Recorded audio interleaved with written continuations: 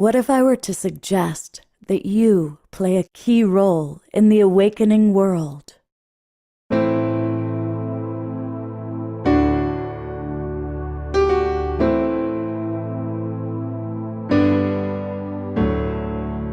And that you are watching this because you have heard the call.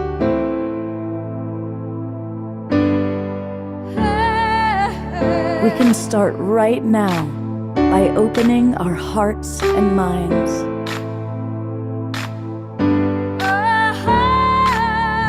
Welcome to the awakening world.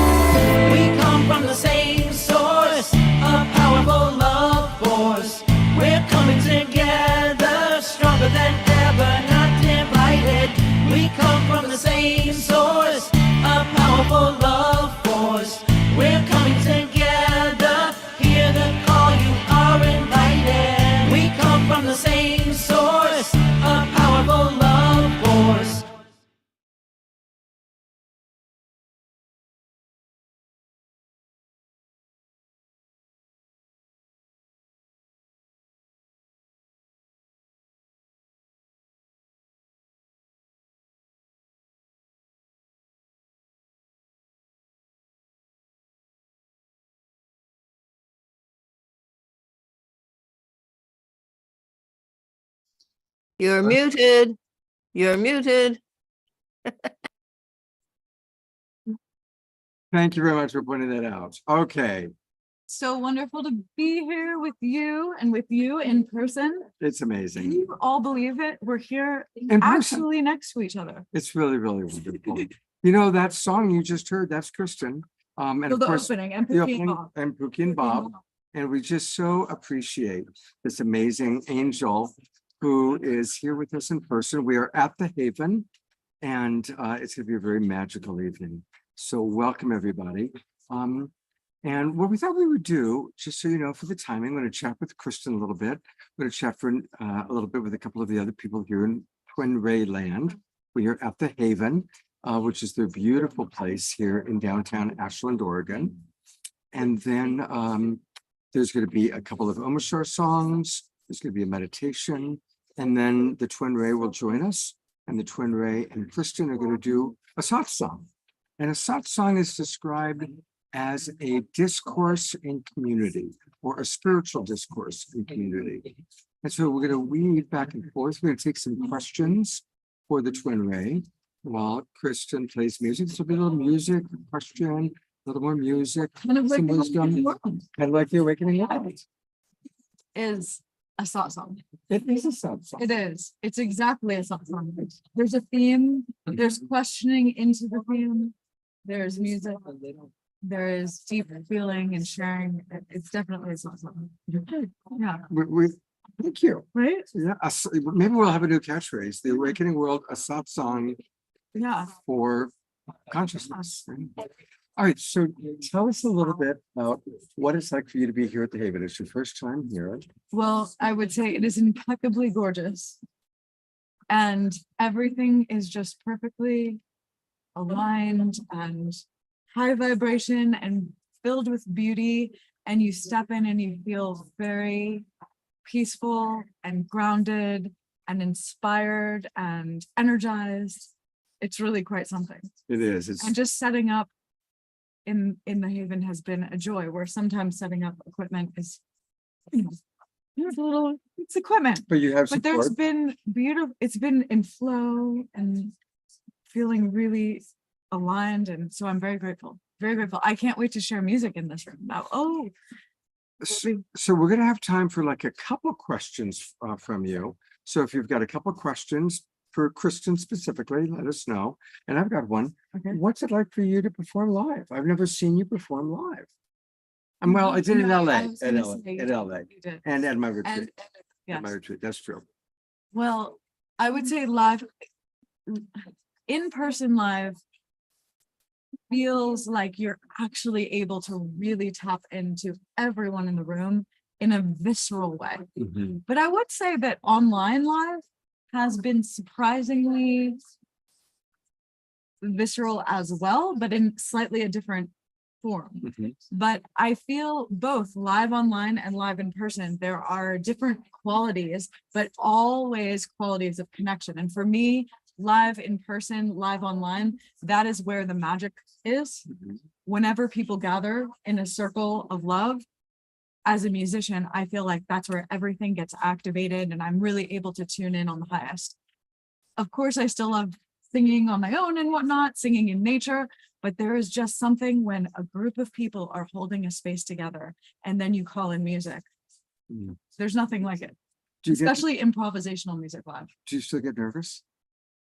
I wouldn't say that I get nervous, but each unique experience, I would say there's an anticipation of the experience. And what I do is I just really try to calm and ground and say, here I am in my presence, and whatever I need to bring or allow or step into in this experience, I will do so.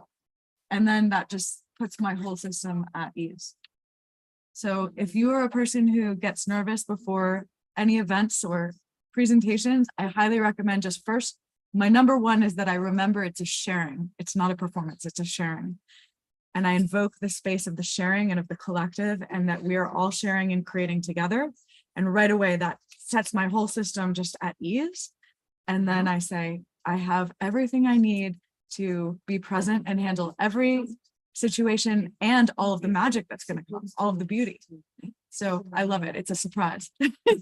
Hey, Craig, can you turn the camera on so that I can just check that?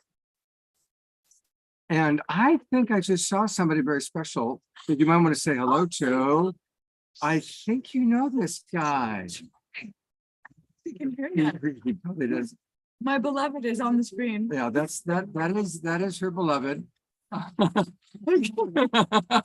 right, we will. Ready. Yep. And there's a little, oh, well, I meant to unpin him actually. Surprise.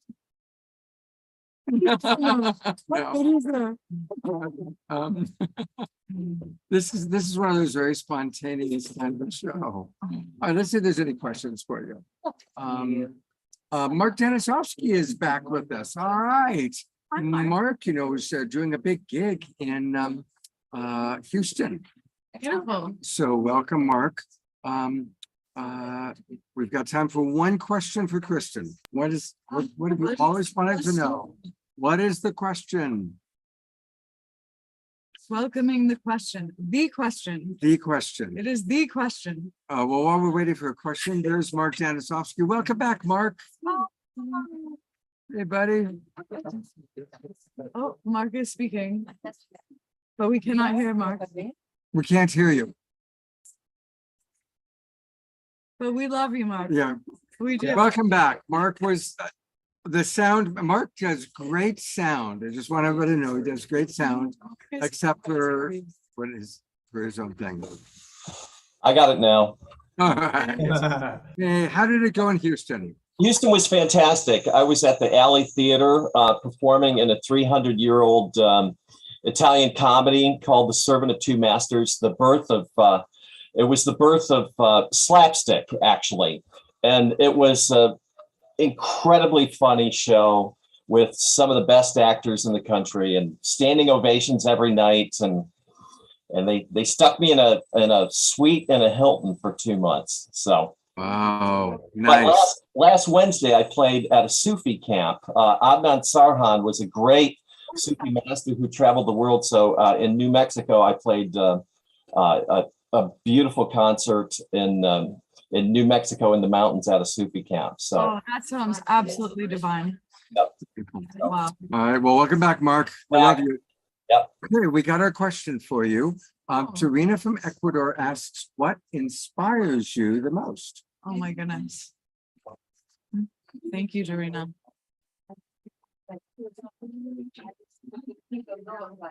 I would say definitely what inspires me the most is, it's a combined thing. Going into nature and feeling and opening to spirit to really come through. So the combination of nature and just really opening to spirit, to my higher self, and really allowing both my love for Mama Gaia and then my love for spirit to really be infused into my being. That is my favorite, most inspiring time, I think. And it comes through in your music because your love of the earth, your love of humanity, you know, your love comes through your music so beautifully. It's very easy to feel love when you're in connection with both earth and heaven at the same time. I feel like that is a key. And I find that going into nature also just clears anything that's getting in the way of being inspired or creativity. So giving yourself that gift of just going for a little walk and opening and letting light just flow through you, it is the antidote to just about anything. At least that's my feeling. That's my feeling. I always get inspired. Well, Thank you, Dorina. thank you, Dorina. I'm going to bring up a couple of other beloveds. And again, for any of you who got here a little bit late, you're about to meet Liz, one of the TwinRay beloveds. What do you think? Oh, do we? I'm just setting your settings Okay. while you're speaking. Okay. Don't worry. You go ahead. I should have original sound off. On. On. If you're, Isn't if it you're, on though? Yeah, I just put it on. Oh, you did just put it on. Okay, great. Thank I'm you. just checking your other. Okay, good. Don't good. mind me. Don't mind me.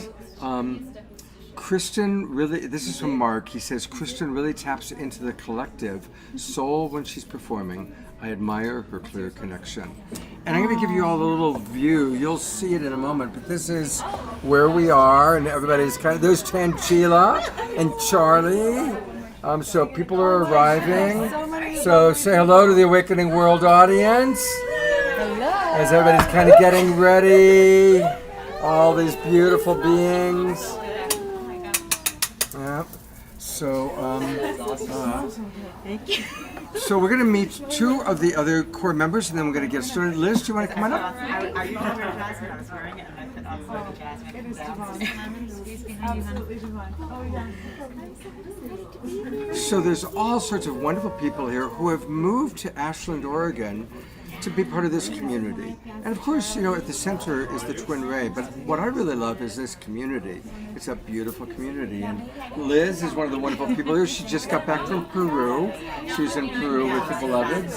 So tell our audience a little of your story. You can go ahead and look at them and tell them a little bit about your experience of coming here. I hope you're having a lovely night. So for me, TwinRay came to me. Do you want to admit this person? Yeah. Came to me. I used to host a show. Came to me in an Akashic Records session, which was amazing and magical.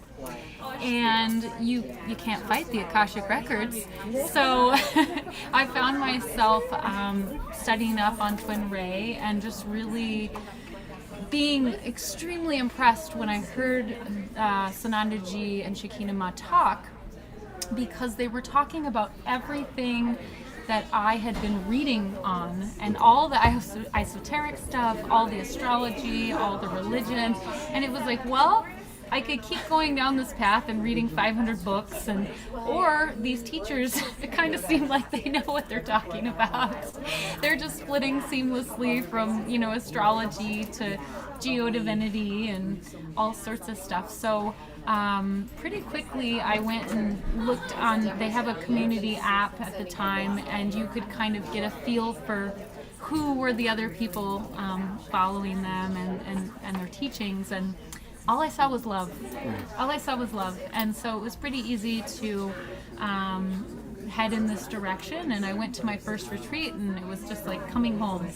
So just pure magic. And you moved here love. from? Moved here from Minneapolis. You can probably hear the accent. You betcha.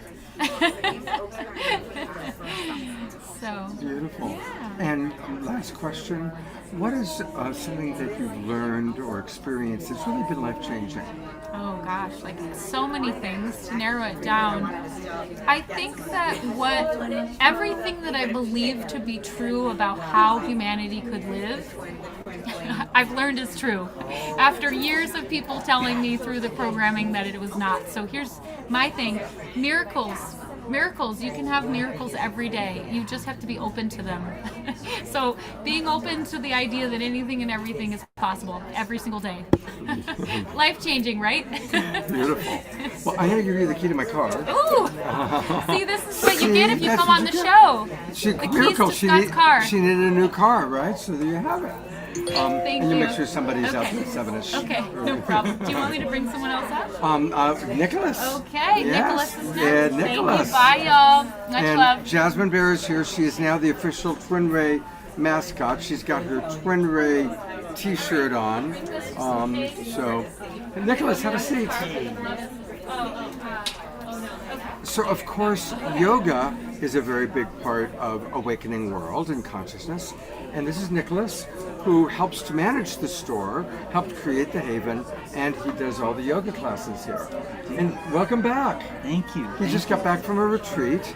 So tell our audience a little bit about kind of your journey of discovering TwinRay, coming here, and how it's impacted you. Okay. And you can just talk directly.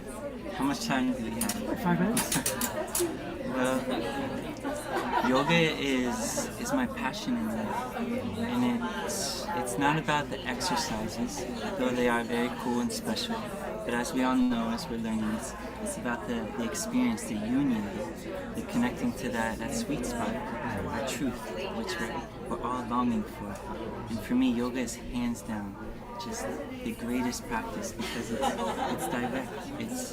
It's within you. Nothing can give you that. You know, what you feel is what's real. And yeah, so yoga is my dance here, my greatest joy to offer and share from my experience what I've learned. And my greatest prayer and what has me here in Ashland is actually to potentially learn from Sanandaji himself of some really amazing practices yet to discover yet. Some Christed yoga, he calls it. And I have been initiated into one specific breath work here through Sanandaji, and it's by far the most intelligent, coherent, and powerful practice that I've learned throughout my journeys. Wow. And so I'm very excited for that. And so we're sharing yoga here and growing and building slowly and learning from him. And I think we're going to be offering some of the most powerful experiences, yogic experiences, and just experiences of love here at the Haven. That's my commitment, and that's what I show up for every day and pray into this space. And here we are. Beautiful, beautiful, beautiful. Well, you all can come to Ashland and learn yoga, or practice yoga, I should say, with Nicholas here at the Haven. And I'm imagining some of you, I know Pamela might be someday coming here, Pamela Luz Butters, and we love you, Pamela. There. Seeing all my family there, it's so wonderful. I meant to put on Pamela, and somehow we got Mark. Let me come back. Dressed in yoga clothes. Hey, Pamela. There we go. Yeah. So Pamela, are you going to make your way to Ashland sometime soon? Absolutely. And like I said, I'm dressed in yoga clothes. I'd jump in right now. I can't wait. It's just so wonderful to see all of you. I just want to hug and squeeze everyone. It's just so wonderful. We want to hug and squeeze you too. We're looking forward to seeing you. Can't wait to do it in person. Beautiful. Well, thank you, Nicholas, and we'll be getting to know Nicholas more. And please come to Ashland. As you know, I'm moving here. There's a beautiful community, so come and visit. We're going to go to an Omashar song and then a meditation. Okay. Thank you so much. God bless you. All right. So let's go to an Omashar song, and then we're going to have a beautiful meditation from Deborah, and then we will hear from the beloveds. So I'm putting the spotlight on our partner here. May I sit there?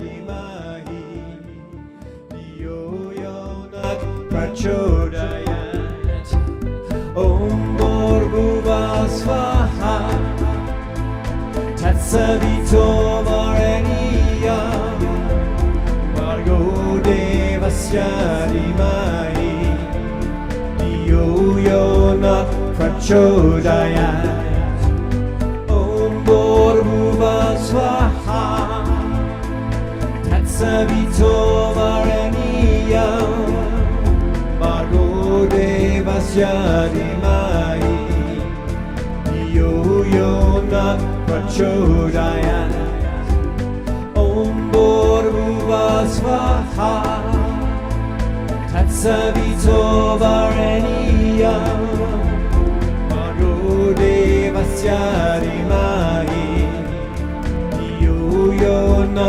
prachodayat Om Bhurghuva Swaha Tatsavito Varenyam Bhargo Devasya dhimmahi Dhiyo yo na prachodayat Om Bhurghuva Swaha Tatsavito Varenyam Bhargo Devasya dhimmahi Dhiyo yo na prachodayat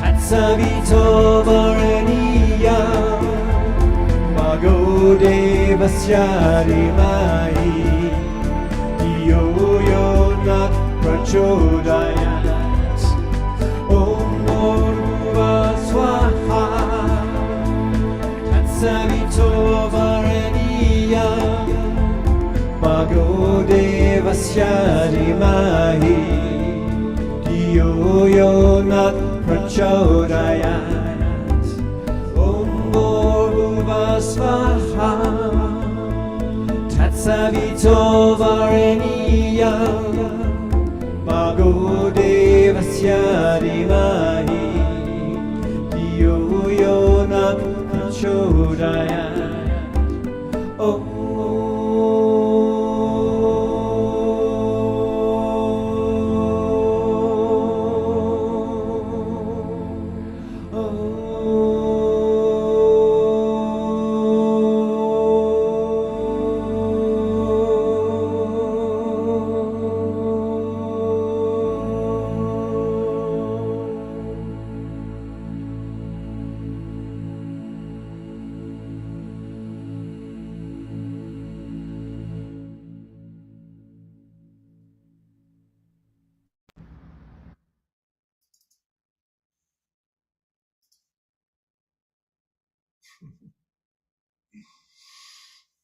Our beloved Deborah Juliet.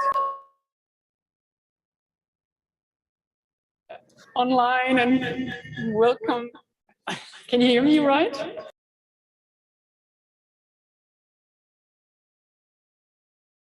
Thank you so much for coming tonight. I would love to invite all of you now to center into all of your beautiful hearts and to anchor into the most precious island that is within yourself. That is what you are, and that is love. So if you want, we please close our eyes and we try to sit as straight as we can so that the light can really fully enter into all our chakras and into our heart. And we ideally, we put our right hand on our heart chakra and our left hand on our stomach and our abdomen, or the solar plexus chakra. And we deeply take a deep breath into the left hand. And we breathe in all the love and light that is surrounding us. And we try to hold it for 1 or 2 steps, and we breathe out everything that we really don't need and don't want anymore. And one more time, we deeply breathe in all the way deep down into our belly. All the love and light, and we hold it, and we observe the thoughts and let them go back to the universe. And we breathe out everything we don't need. And one more time, we deeply breathe into our abdomens, and we make a big Santa Claus belly, and we hold it. And now we breathe out everything that we don't want and we don't need anymore. And now we anchor in and connect the ray of light within us all the way up to the central sun. And we connect that light deep down into the center of Mother Earth. And we feel how we get pulled on both sides and how we get taller and stronger and even more filled with our divine light. And we take another deep breath in into our left hand, and we observe our thoughts and let them go and give them all the way to the universe. And we breathe out softly and with a flat abdomen again. And one more time, we deeply breathe in all the stars and the joy of all the children of this beautiful planet that we all are. And we slowly breathe out everything we don't want. And one more time, we deeply breathe in. Feel the light that is filling you.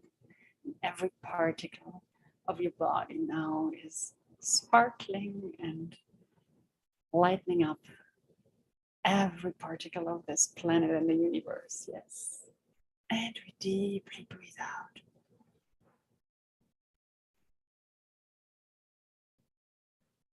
And one more time, we breathe in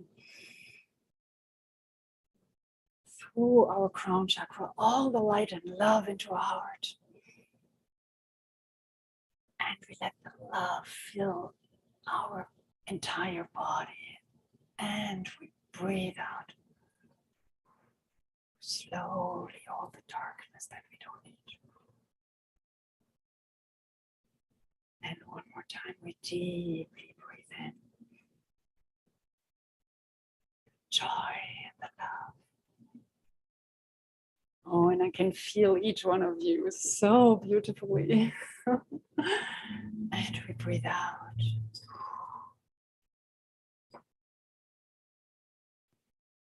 And one more time, we feel the connection to Mother and Father Divine.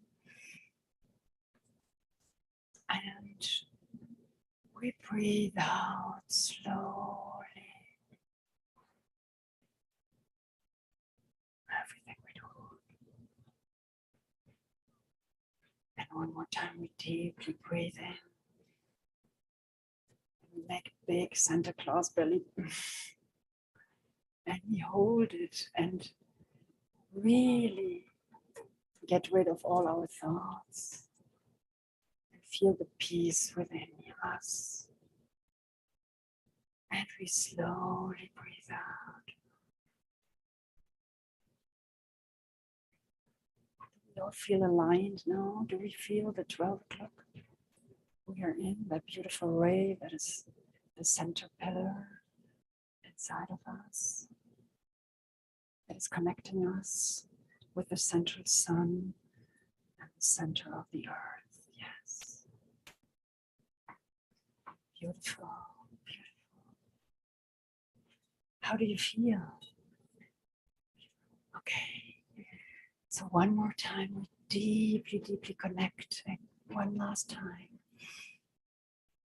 with the love inside of us.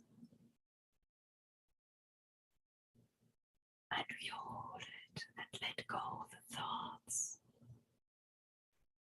And we deeply breathe out.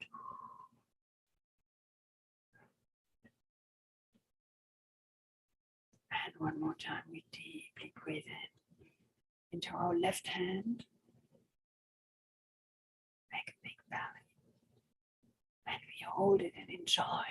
And we enjoy now that peace and that silent mind. Beautiful. And we deeply breathe out.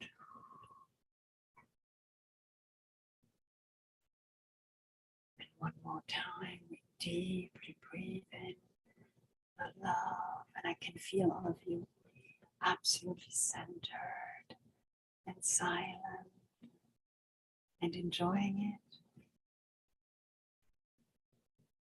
Yes, and we feel the light in all of ourselves, and we deeply breathe out what we really don't want and need anymore.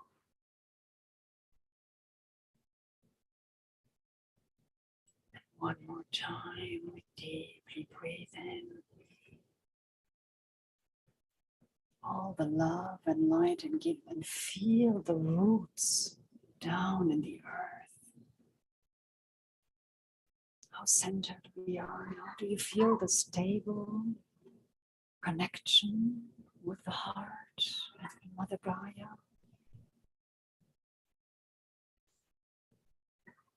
And we deep breathe out the darkness we don't need. Very nice.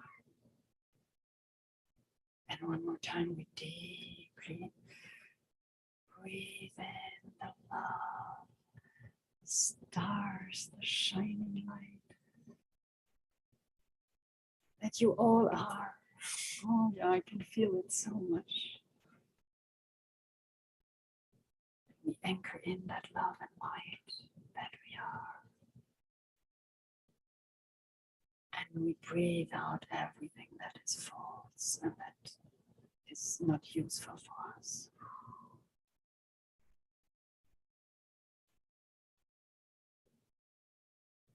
And one last time, we deeply breathe it all in. And we feel that we become like children again, free, free. Can you all feel the wings that you have? Can you all feel your beautiful wings? And you feel free and joyful. And we let the thoughts go to the universe and slowly breathe out.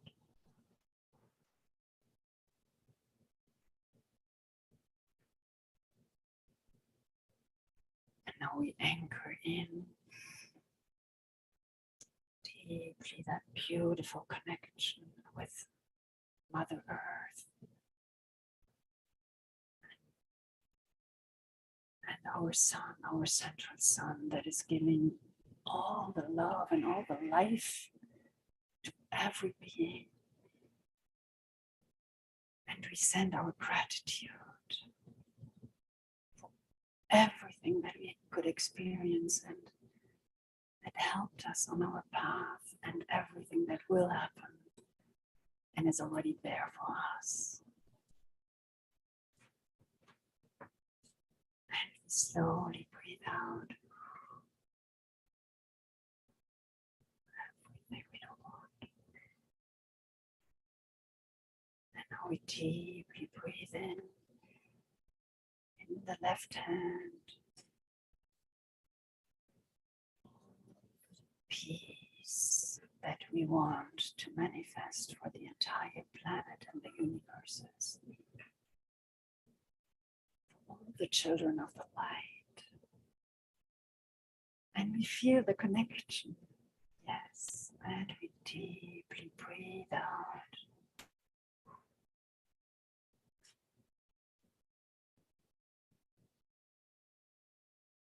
And one more time, we see the golden age, how we want to manifest it,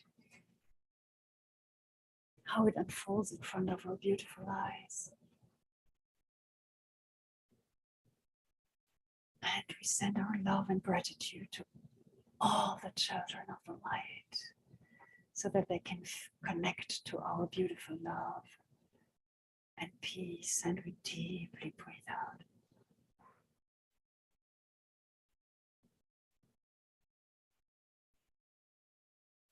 And one more time, we bring life into that beautiful vision that we all have for our beautiful planet.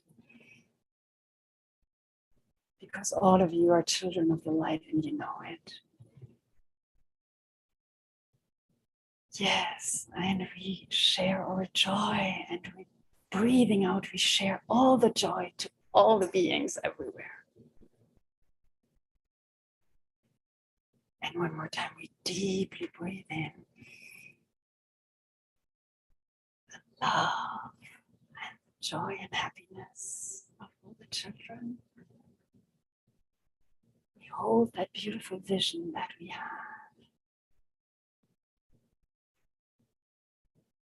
And we breathe out all the gratitude that we want to breathe out all the time.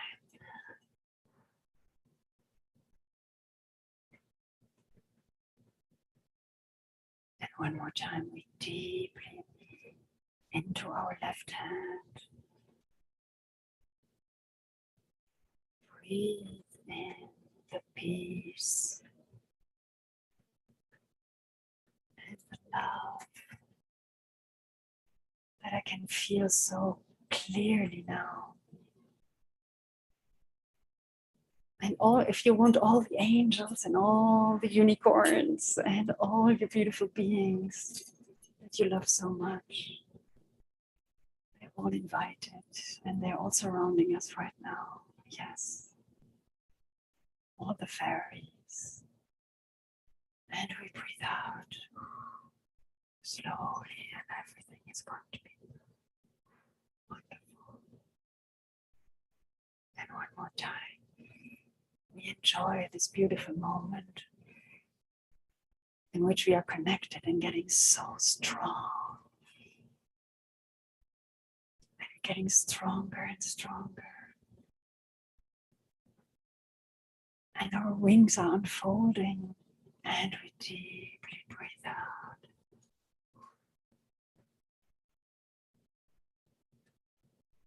Very beautiful. And one more time, all the joy and happiness. We're breathing it all in. Into our left hand. And we feel every single particle rotating and swirling and having full of light. Everywhere, and we shine this light out now. And breathe it all out.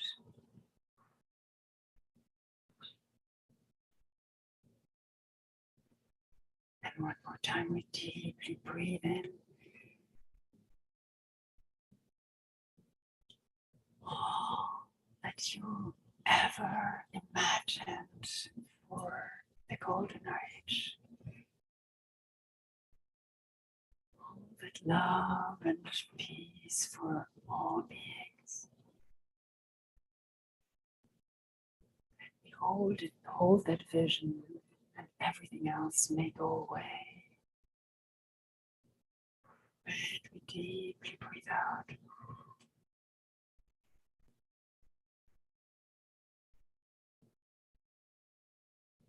More time, we deeply breathe into our left hand to the solar plexus. Mother Earth, force and the divine light into the solar plexus, and we feel that sunlight beaming out of us into the entire universe. Yes, and we feel how we are shining and shining and shining. And we breathe out everything we don't want.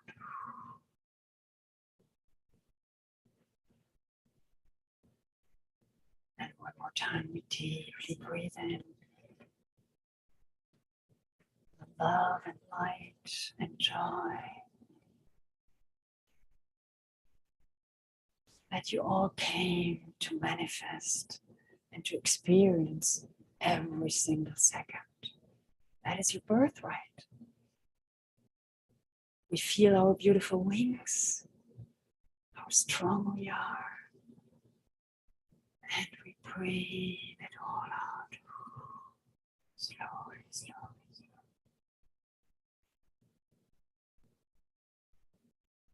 And one more time, we deeply breathe, slowly, into our left hand. We feel all our hearts, how connected we all are.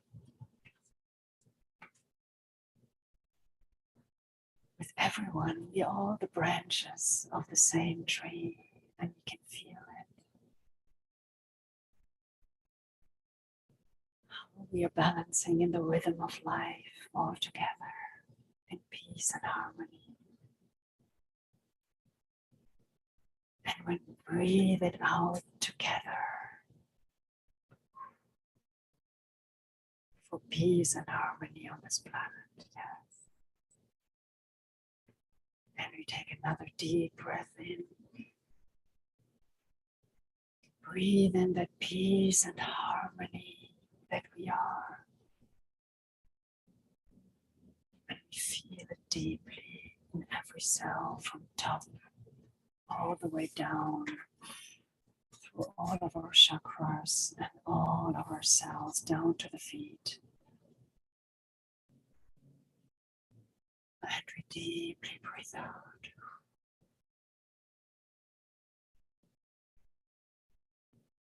And one more time, we feel the connection all the way from the center point of Mother Earth, all the way up to the central sun. We hold it. And we feel the connection back to Mother Earth all the way down. When we breathe out. And one more time, we deeply breathe in. All the love that we can in between those two center points. Because that's the truth. That's really what we all are. And we feel, can you feel that love in your heart chakra? In your right hand? And we hold it. And we deeply breathe out. And our left hand becomes flat again.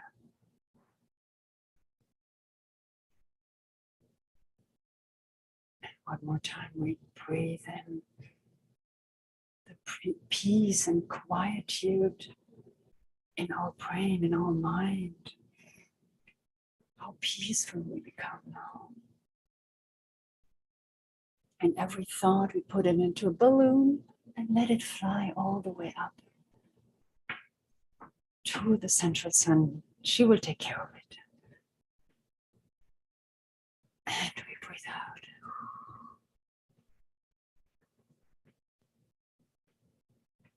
And one more time, we deeply breathe in.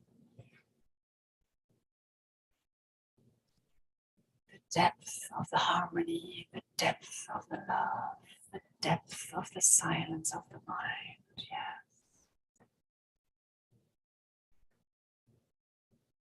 And in that silence, we feel the peace and the harmony. And of course, all the abundance that is waiting for us to manifest. And we deeply breathe out.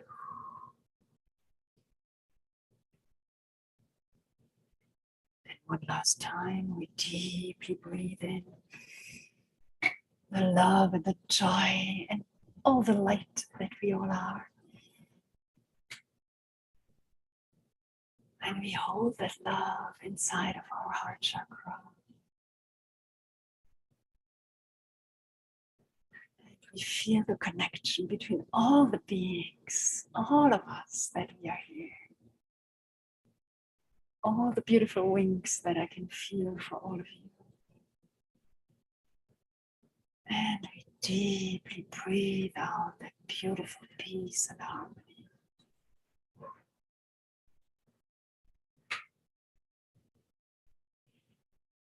And one last time, deeply breathe in. That centered, very centered, quiet mind and love that we are. That is the truth and the wisdom. And we hold that joy and love and wisdom and the power that comes from it. And we anchor it all in. And we know that now we are in that truth. In that beautiful truth we came for in this lifetime to experience it fully. And we deeply breathe out.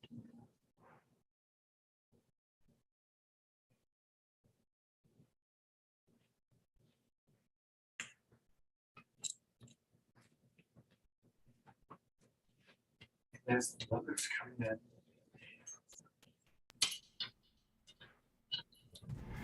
For our Awakening World audience, Omashar is going to play a short song, and then we'll get started with the relationship satsang.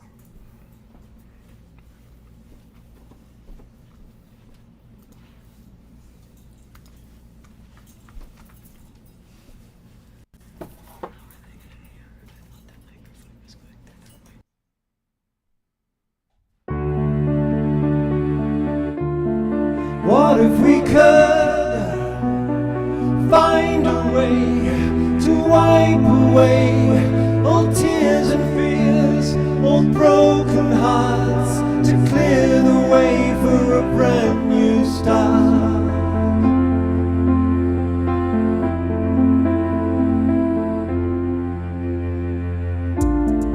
Now that we see and know the way to lift our day and shine the light for all to see, the way back home and the way to be free.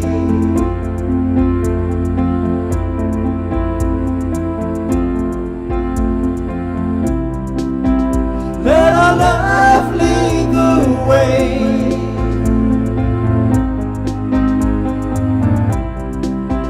Let the light shine through all.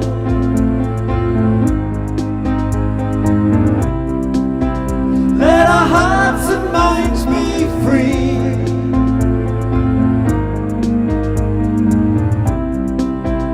As we rise up from the fall,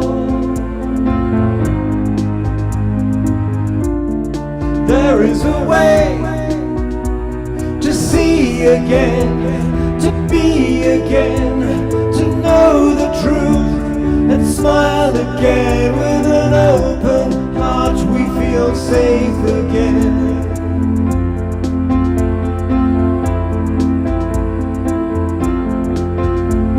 And now that we're free and we see that the way is to let our love show us a new way to be, and we relish the chance to be part of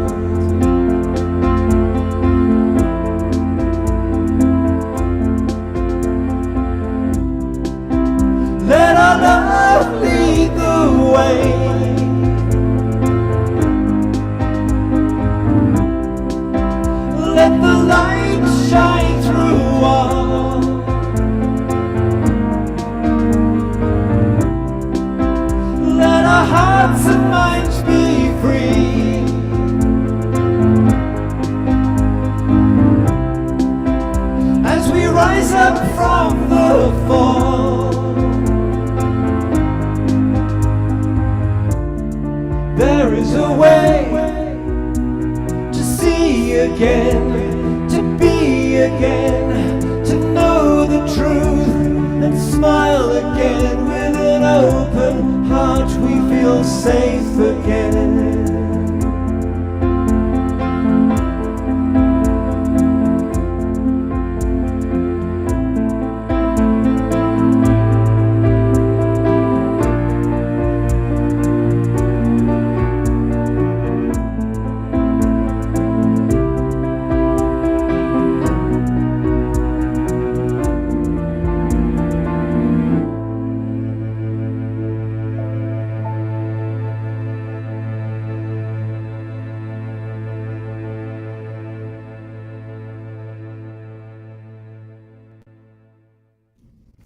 Thank you very, very much, beloved Omashar. And I'm going to swing over here. We're doing a little something different tonight. Alan saying our live stream Awakening World audience of our beloved TwinRay, and all of you are here live. And this, of course, is the kickoff of the Haven 2.0. Welcome. And so to kind of combine things, I'm going to combine a first question for our Satsang. Satsang is defined as spiritual discourse, so we're going to go back and forth between wisdom, questions, and answers, and music with beloved Kristin Hoffmann, who is here. And a big part of what we want to build the foundation of Haven 2.0 in is Seva. And so thank you everybody for being here. Thank you everyone for donating. And we're very blessed that the people that we're donating to is Celia's house. And Alexandria is here with us. Would you come on up, Alexandria? Yes. So this is Alexandria from Celia's house. I'd love for you to share a little bit about Celia's house and how we can support you. Yes, thank you. I'm so grateful to be here tonight, and that was a lovely intro, and I really enjoyed that, so thank you. So I guess I'll start by asking you all, maybe with a raise of hands, how many of you have heard of Celia's house in the Southern Oregon community? Okay, so a couple. That's why I'm here. Not too many people have. And so my name's Alex. I do the communication and outreach for Celia's house, and it's the best job I've had. I worked several places, and it's a very special nonprofit. So the nonprofit that runs Celia's house is called Southern Oregon Friends of Hospice. So we're an end-of-life care facility. Any way to get closer to the mic? Oh, yeah. Of course. Yeah, we can't hear you at all. I forgot there was people on. Yeah, we cannot hear you. Sorry. All right. Welcome home. So my name is Alex, and Southern Oregon Friends of Hospice is the nonprofit behind Celia's house. So Celia's house is a end-of-life home in Medford, and we just celebrated 5 years. Bear with me. So we just celebrated 5 years. We've been in the community since 2018. And we started as a grassroots organization in 2009. So a group of people came together and they saw the way that end of life was happening in our community. And they wanted to see a little bit of a change for people who don't have the ability to die at home. And so essentially, the first thing that opened up was a hospice boutique, and it's still open. It's called The Hub, and it's in South Ashland, just right by Remix, and it's open to anyone. It's also available online for those who aren't in Southern Oregon. So you can actually support end-of-life care broadly in the state of Oregon and in your community by shopping at The Hub.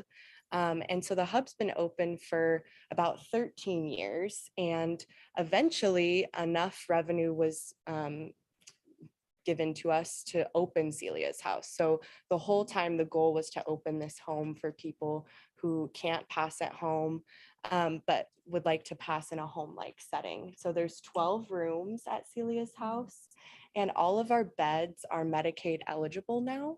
So we support all income levels. Part of what I do at Celia's house, aside from marketing and outreach, is fundraising. So we have a care fund that we fundraise for every year. And we try and build that fund every year so that people who don't have the financial means to move into Celia's house can do so if they don't have Medicaid. So some of our beds are covered by private pay, but a lot of it is actually our grant, the care fund, or Medicaid.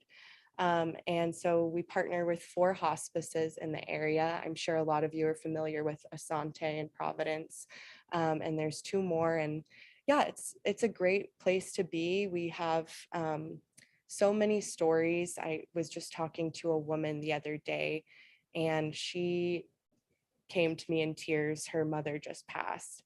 And she came to me and said, you know, I'm so grateful that my sister and I were able to have my mom here, because of the other care that they had experienced was not as warm. And there's other places like Celia's house that are modeling really good care. So we definitely are not the beginners. There's Hopewell House in Portland and others across the state, but it is pretty limited. This is something that I would like to see everybody be able to have access to. I'm sure we've all in this room lost people that mean so much to us. And it's really hard when you have the extra burden of not feeling like they're being cared for in a dignifying way. So Celia's house, it's open to the public now, where you can stop by any time, Monday through Friday, during business hours, 9 to 5, and just somebody will give you a tour. I tour people around. I'll maybe when I'm done speaking, leave some information out if that's appropriate. And if you want to take it, you can. I brought my card and some of our reports and just things so you can read about us. And of course, our website is updated if you want to go on our website later. And there's volunteer opportunities. So we have 88 volunteers at Celia's house. Actually, that is how we got connected to Haven, which I'm so grateful for. I've been meaning to come here, and what a warm welcome. Wow. But yeah, so we have quite a few volunteers. That was what struck me when I started as a staff person. I said, I've never seen so many genuine, just hardworking volunteers. And yeah, they're all amazing. They're all people that have done great things in this community and now want to give back.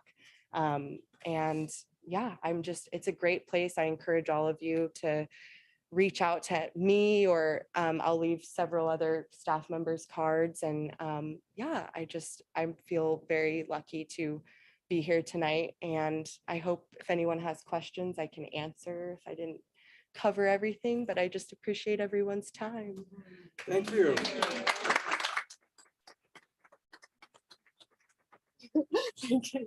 Thank you. So the way we're going to leave tonight is we're going to do approximately 5 questions and approximately 5 songs.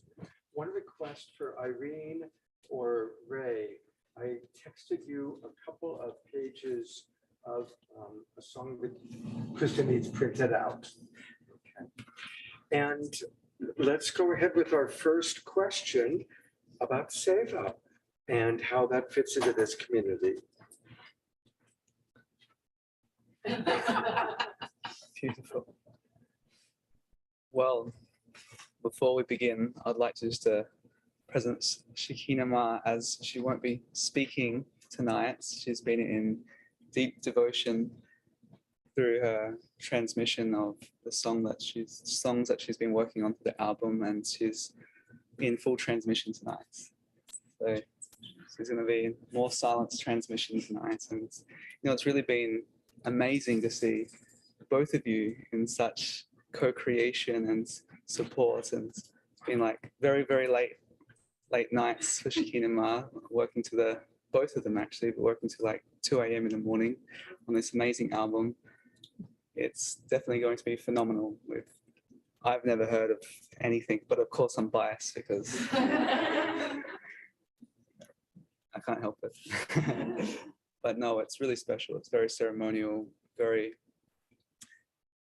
very entrancing as well. It brings such the medicine of the heart and such a powerful transmission. So I look forward to everyone getting to receive that. Now, just want to honor each one of you for joining us this evening and coming to Haven 2.0, where breathing more life force into this sacred space, and yeah, as it was always meant to be. Really, our intention for the Haven was for it to be a community hub, to have that connection and have offerings and have different events and gatherings that are really inspired by the love of community and the love of the divine true nature and one's true nature as that love. And when you're tapping into that source of love, it inspires you to give and help and support and make a better world. And so that perfectly aligns with what Savor really is. Savor is an opportunity to give back, to help and support. And it doesn't have to be these large expressions of act. Savor can be simply giving someone a smile, asking someone how their day has been, helping someone in need at any level. But Savor ultimately is when you devote any action that you're doing to the all-loving one, the one true nature of all of our being, which is love itself, truth itself. And when you devote your life to that, then your life becomes an opportunity to give and dedicate everything to that, to dissolve the small self, dissolve the false narrative of the human conditioning, but align to your true nature. That is that love, that is that divinity, that is the true nature of where all of this manifested from. And so what we notice is when beloveds, and we love to call everyone beloveds because ultimately it's a reminder to be love and to express yourself as that love. And love isn't just this rainbow chasing perception of, happy endings. Love is truth. Love is a very, very aligned and anchored expression and grounded expression as well. Love is compassion in action. And so through being in a state of love, being an expression of love and being in service, that is a transmission that can also ripple out to the collective, no matter how small the task is or how large the task is. But ultimately, when we come together as a community and we are a force of goodness, then that obviously can affect lives. And everyone here, I'm sure, is wanting to give back in some way. And ultimately, Savor is sacred service to that very purpose.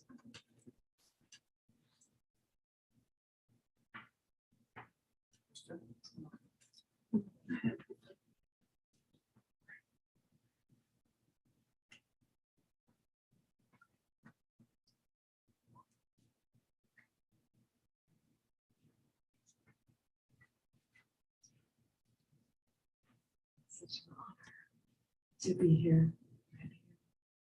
Everyone, many blessings. I wanted to begin with a piece called Born, as we are all being born into this moment. The evolution of ourselves and just being present together. This song calls us in to this moment.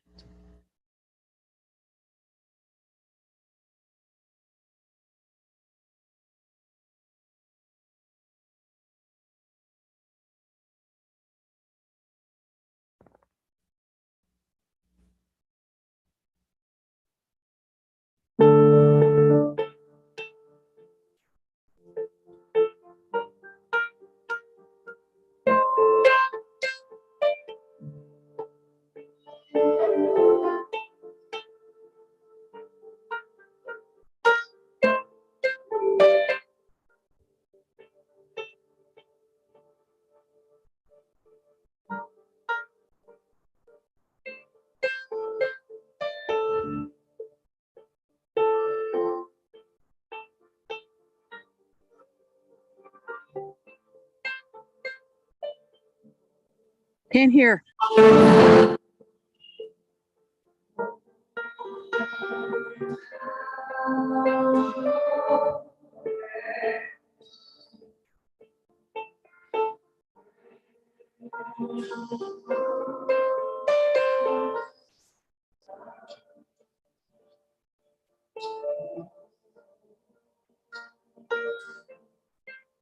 There is a sound malfunction. Please fix it.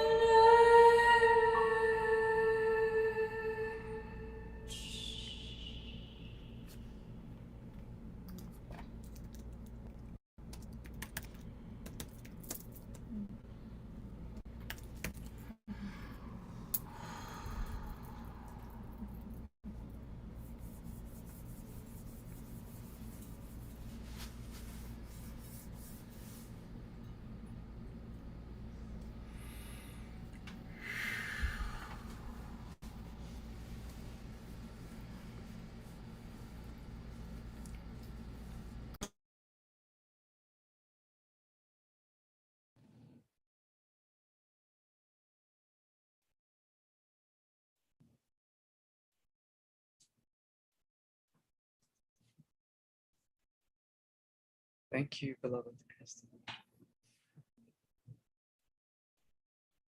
Who feels reborn?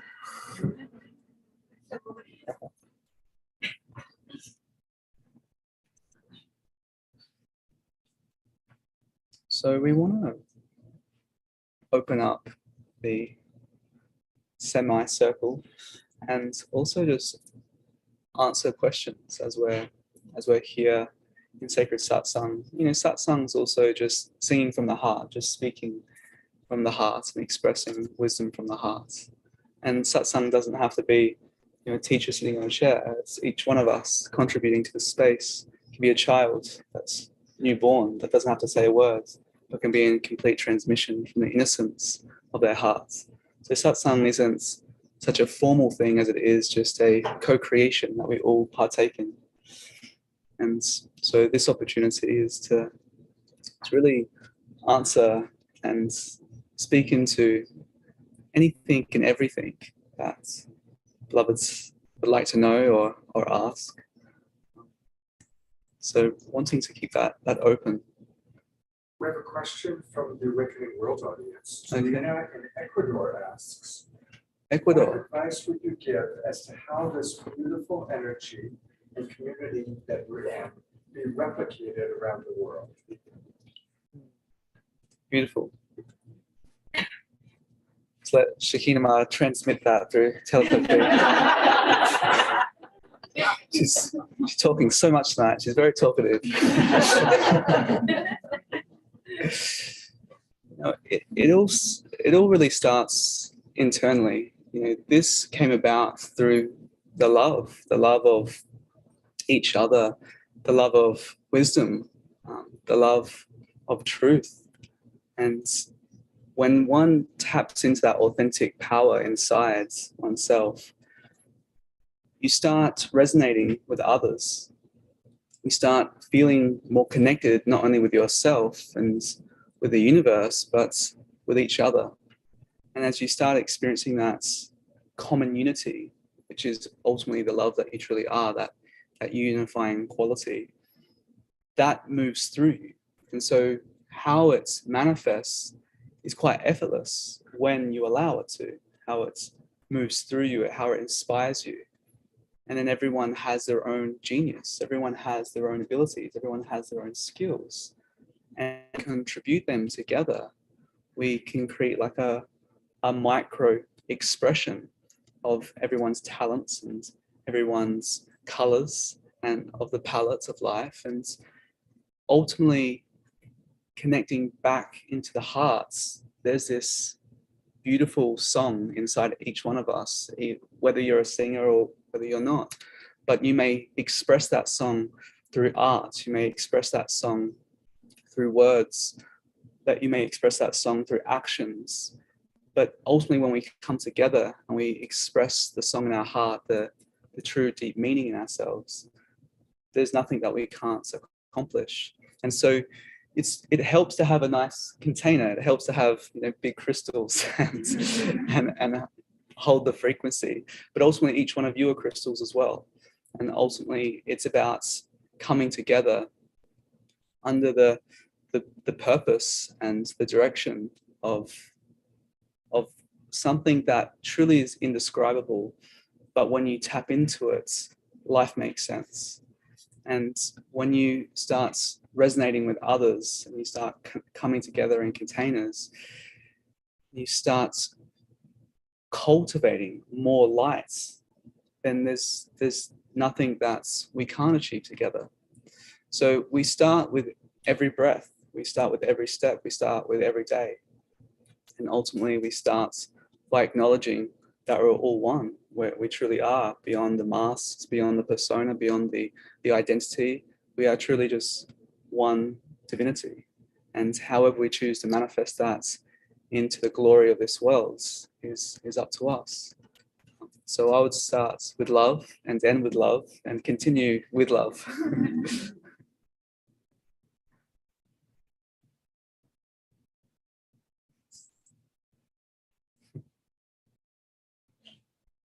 Is there any more questions?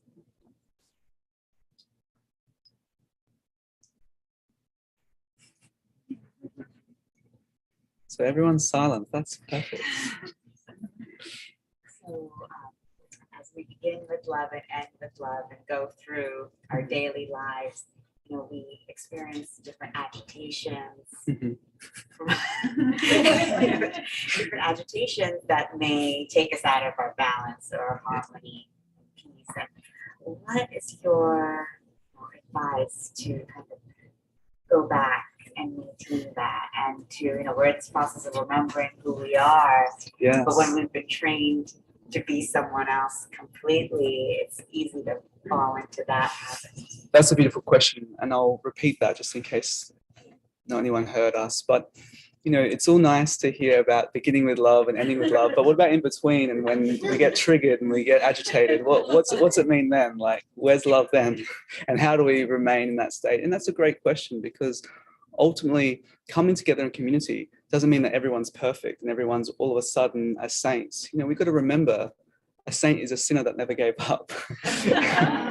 And so, you know, when we acknowledge that, it's not about, oh, okay, it's all about love and we have to sort of glaze over sometimes that there's uncomfortable truths that you have to face. Sometimes there's emotions that have to be dealt with.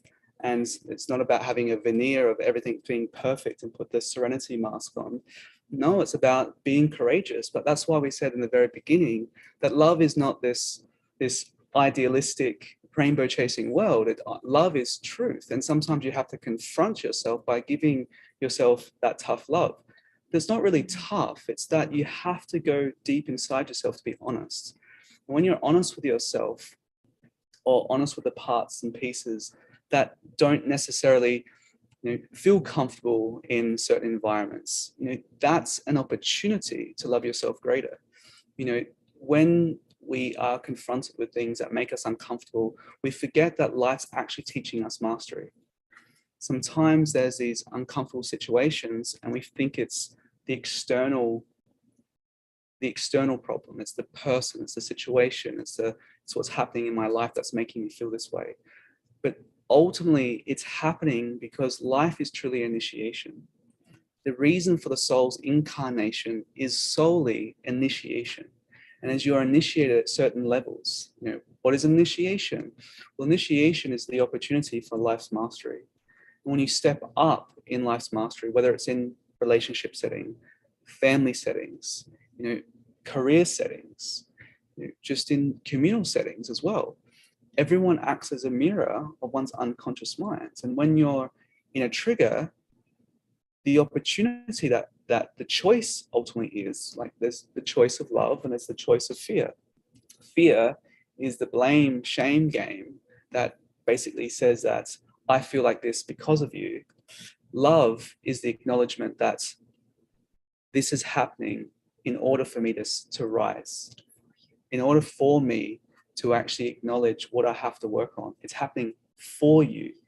And so what we suggest is, when there are those moments, is be radically honest with yourself, but don't take your honesty out on somebody else.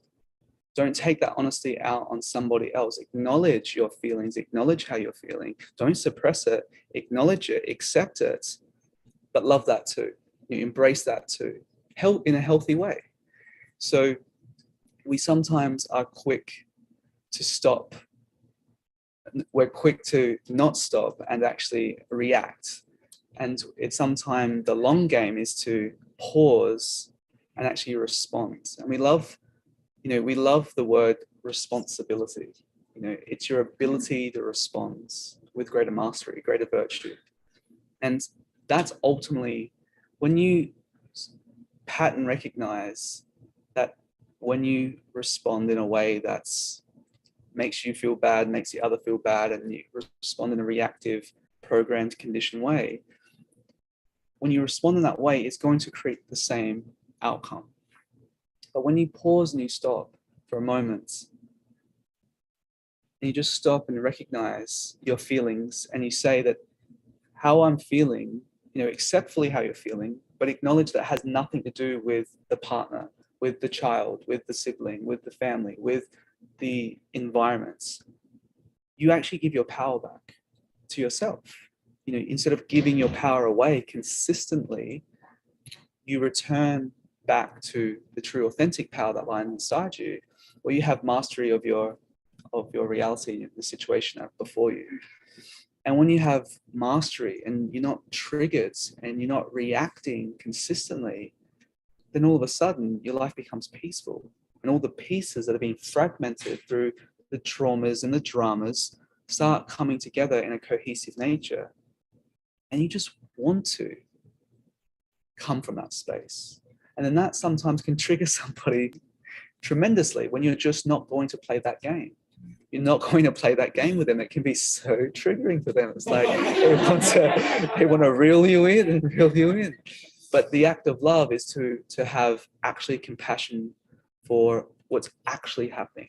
Because the surface is this blaming sort of agendaed process that's happening from triggers. But underneath, there's a wounded child. There's someone that didn't receive that love, didn't receive that attention, didn't receive that acknowledgement. And sometimes underneath that is you. And when you can rediscover yourself intimately, truly intimately, or being a community where there's many reflections all the time for you to go deep inside, but there's also much support for you.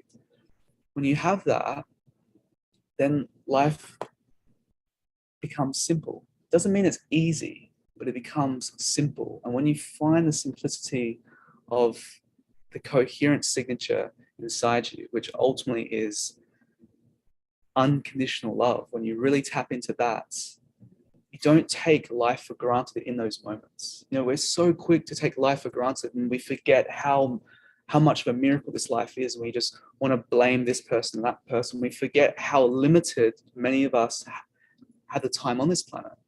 How limited life is and how precious life is. If we stop for one moment and think of someone that's actually transitioning, someone that doesn't have the opportunities that you have, other parts of the world that don't have the first world problems that so many entitled people have in the Western world. You stay in that space for one moment.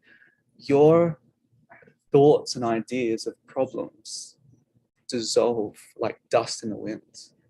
I think the more that we do that, the more that we humble ourselves in the face of love consistently, the more that we don't take love for granted, or others for granted, or life in general for granted. Hey, beloved Sanandaji, can you hear me? Okay. There's a question here from Jonathan, and I was. Are you having a side conversation, Scott? Are we not privy to this conversation? Yes. Hold on, let me turn off. Let me change this for a moment. Okay, go ahead, Omar Sharp. Beloved Sanandaji, how lovely to be in your presence, both of you.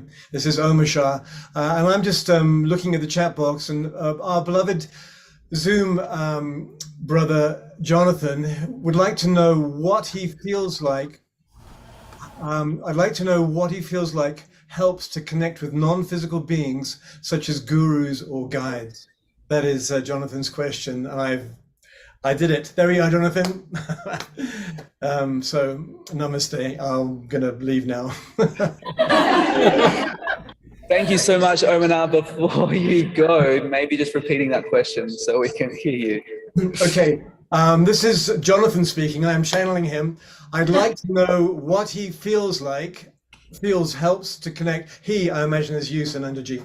I'd like to know what Sanandaji feels helps to connect with non-physical beings such as gurus or guides. Okay, so how I'm understanding that, a little bit of an echo, so we're just gonna. Okay, perfect.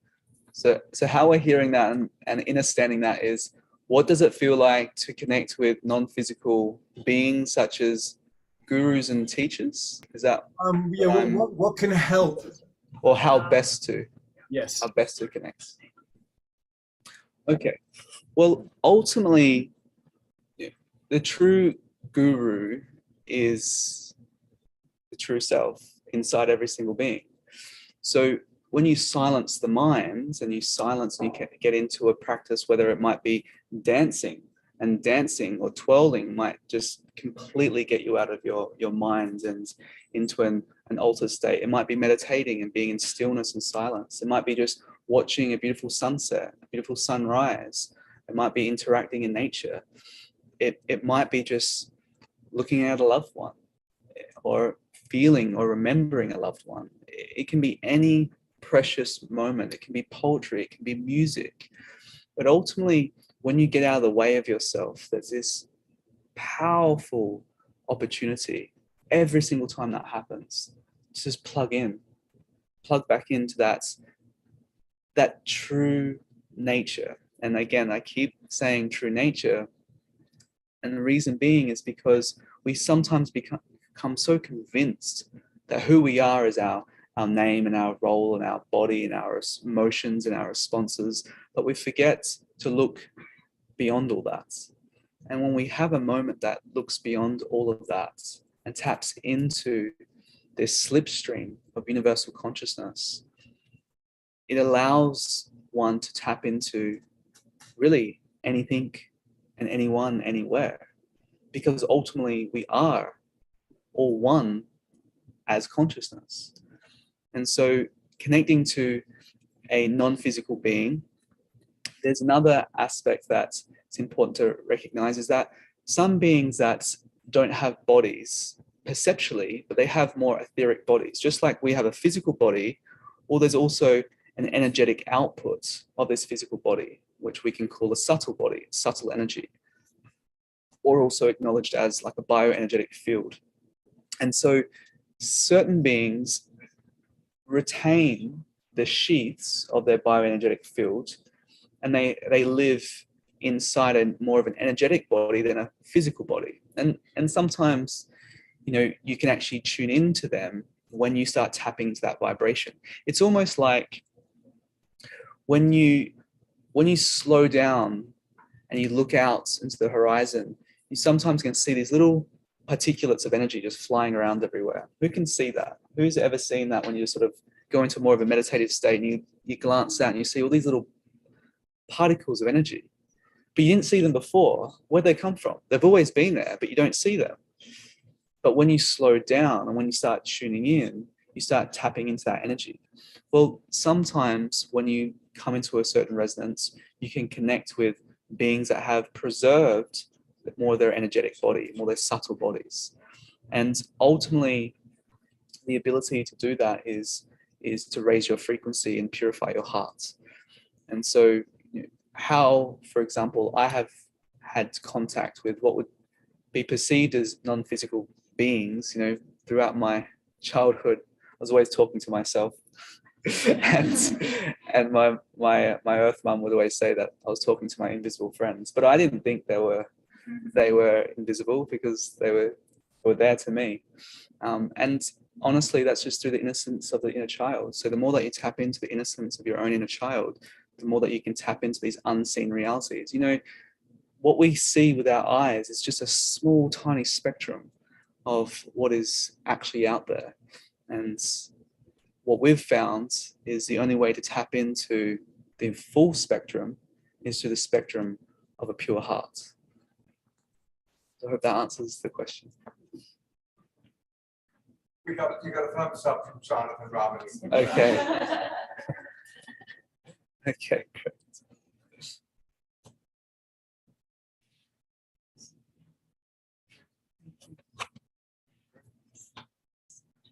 Oh, So, lovely. to take this idea of presencing and connecting and tapping into the full spectrum of our love and our hearts into a deepened state, let's bring through a solo piece together. This piece has never been written. We are going to hold this space together and just see what emerges out of this full spectrum heart space that we are all sharing in right now. Sometimes there may be words, no words, just send your love and we will feel it.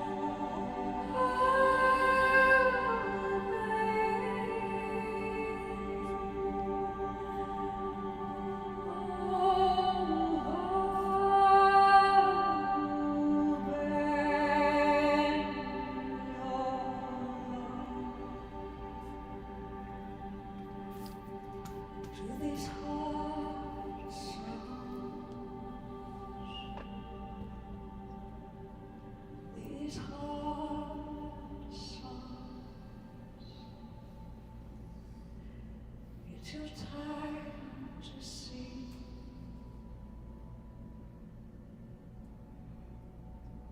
Sing along.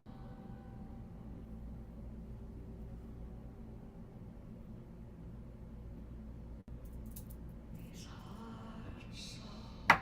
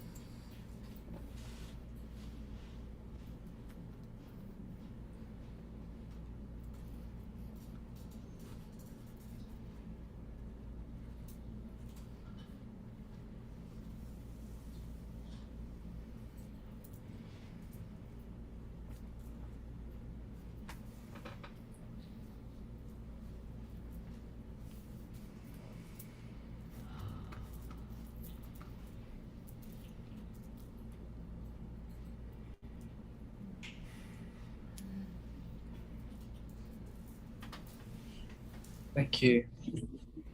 Hello, Kristin. Wow. Let's take a deep collective breath together.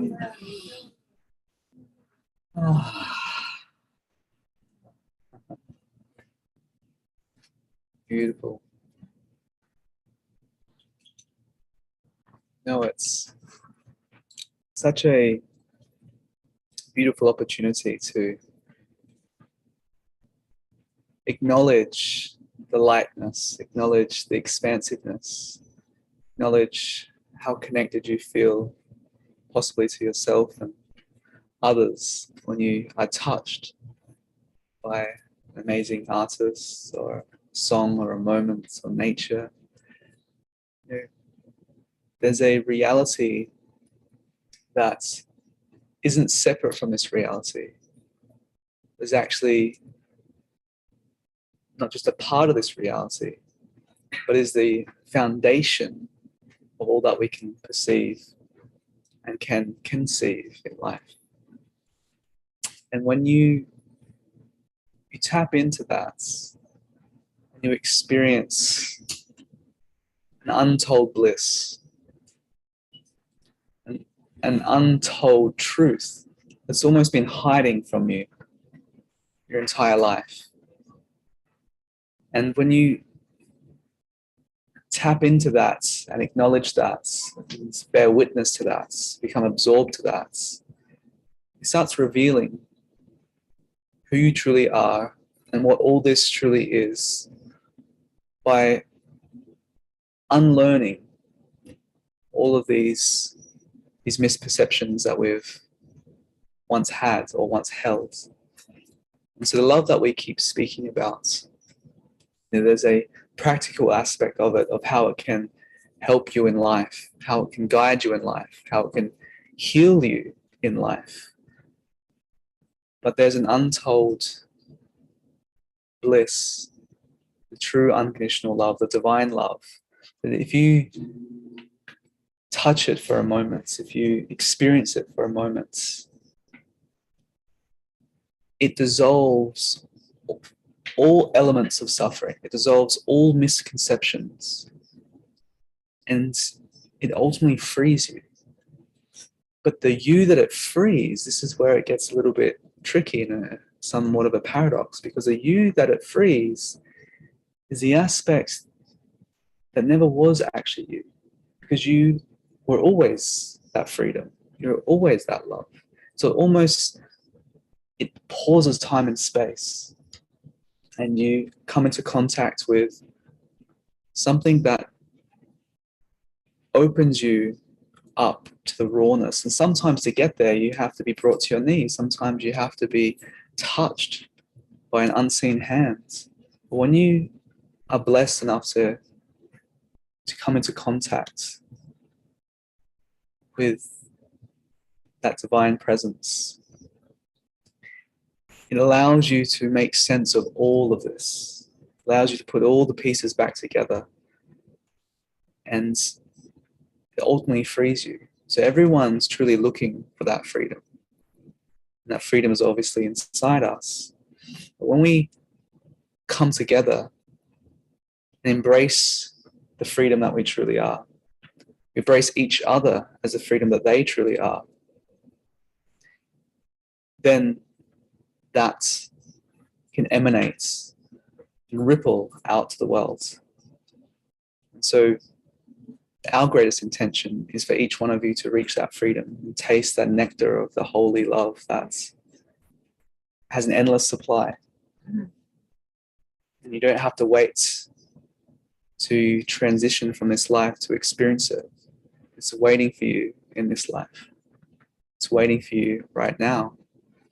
And sometimes, whether it's teachings, music, art, poetry, whatever it's nature, or just one moment it takes for you to never forget.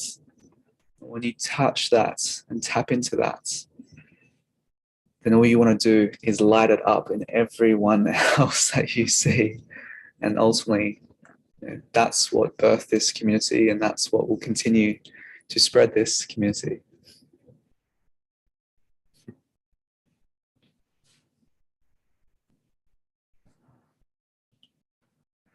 So is there any questions that anyone? And this is rare that there's no questions, so you must be so satiated. There's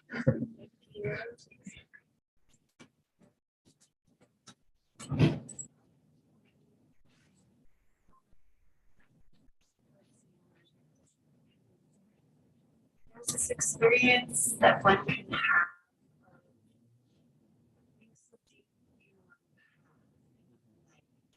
You're in it, you're getting the codes, and you're doing the big work, clearing the big things, and like just having this experience, right? And then you've got your business, and you're like, oh, now we gotta like make a living, you know? And there's this like experience that, you know, all the times that we've been the renunciate, and all the times, you know, the multidimensionality, and it's like, well, what reality are we really in? Because there's this one and this one and this one, but this is the 3D. And I could talk for a while, but to quintessentialize it is, how do we as like deeply devoted beings like embrace this rock of needing to take care of ourselves in the 3D without it feeling like lower and, oh, we gotta like, I know there's karma and ancestry, and I'm working as fast as I can. There's this like natural integration, you know, not feeling like, oh, that's lower, you know, what's not, but how do we celebrate? Yeah. Thank you so much. I'll repeat that. So how do we balance this 3D world with a spiritual life and keep it really in a level of mastery when we can understand that there's many different aspects of us, and sometimes we tap into those aspects from different past lives and different sort of parallel lives. And how do we stay in mastery and go deep on the path and do the inner work, and at the same time, you know, live in abundance and acknowledge that abundance and express that abundance and manifest that abundance and make sense of all of this simultaneously while living in your spiritual dharma? Yeah, it's a good question. So, you know, this is a very common question, by the way, and many would love to ask this. So thank you for asking this. And when it comes to doing spiritual work, the inner work, there is this belief that, okay, if I do this work internally, then life will reward me. I'll have some reward that will come from that. And it's not saying that life doesn't. But sometimes when you get so elevated that sometimes in life we forget to live in a way that can function in this third dimensional world. But ultimately, the spiritual path is a transcendence of the 3D world. So it's the simple analogy of living in this world, but not of this world. So whether you're cleaning the dishes, whether you're vacuuming the house, whether you're going to your vocation, whether you're in any situation, it's all about how you perceive it, how you choose to perceive it. If you choose to perceive it that's not you living in your full potential, then make new choices that reflects what you feel your true potential is. Because we ultimately say that it's all about finding your gift. You know, what is that gift? You have a gift. Maybe it's healing others. And I'm speaking directly for you. That's the gift that you have. You have that ability for the healership. And many have that ability. Sometimes it's helping guide and give direction and hold and give counsel. Sometimes it's being more of an artist. Sometimes it's actually something that may not look spiritual at all, but it's something that you love. But ultimately, when you express what you love to do and you find that gift, the purpose of that, you finding that gift, is to share that gift with others. And it's important not to focus on the financial aspects, you know, because the financial aspect sometimes makes us make these decisions that take away the essence that we know is inside of us. And so sometimes you have to re-imprint into your reality and make those choices that are upholding that frequency. And then you also have to have a look into the aspects that aren't congruent with the life that you want to live. So if you want to live that life, whatever that life is, ultimately it's a feeling. But you're never going to get there unless you have that feeling in your current life. Because we are soon to think that life would be so much better if I had more money or a bigger house or other opportunity or I had this relationship or I had this but we don't acknowledge that actually even when we're there, we could be completely miserable. We have to actually be happy with whatever our life is reflecting, because our life is reflecting exactly what is necessary. And then you ask for help. There's so many of us that forget to ask for help, forget to ask others to support us in other ways that we may not have those skill sets. You know, it's sometimes really difficult to play one role, but then play 12 other roles around that one role. You know, sometimes when you open yourself up and be vulnerable and ask for that support and ask for the ones that are calibrated and have that skill set, they can help you in life.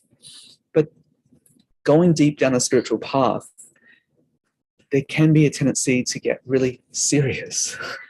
And we have to remind ourselves that not to be so serious and to laugh at ourselves and to enjoy the moments that make utter nonsense, that are no sense at all, and acknowledge that no one's really in control and you don't want to be. With this controllership and ownership, the ego wants to try to control its path and it wants to have this outcome. It has this definitive nature of success and wants to reach it.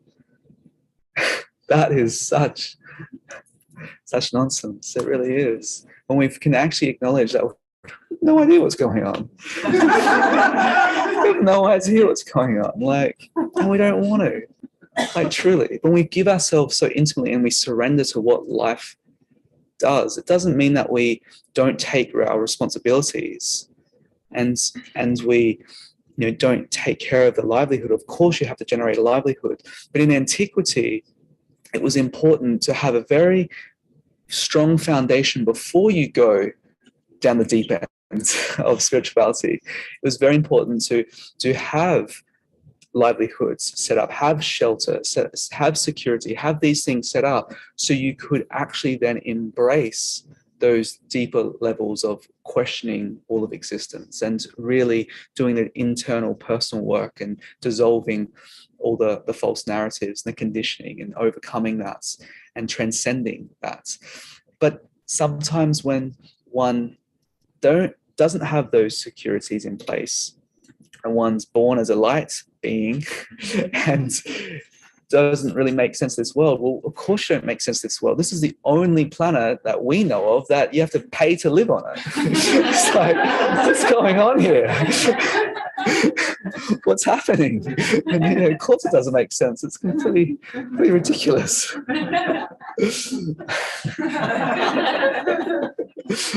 And at the same time, when you align with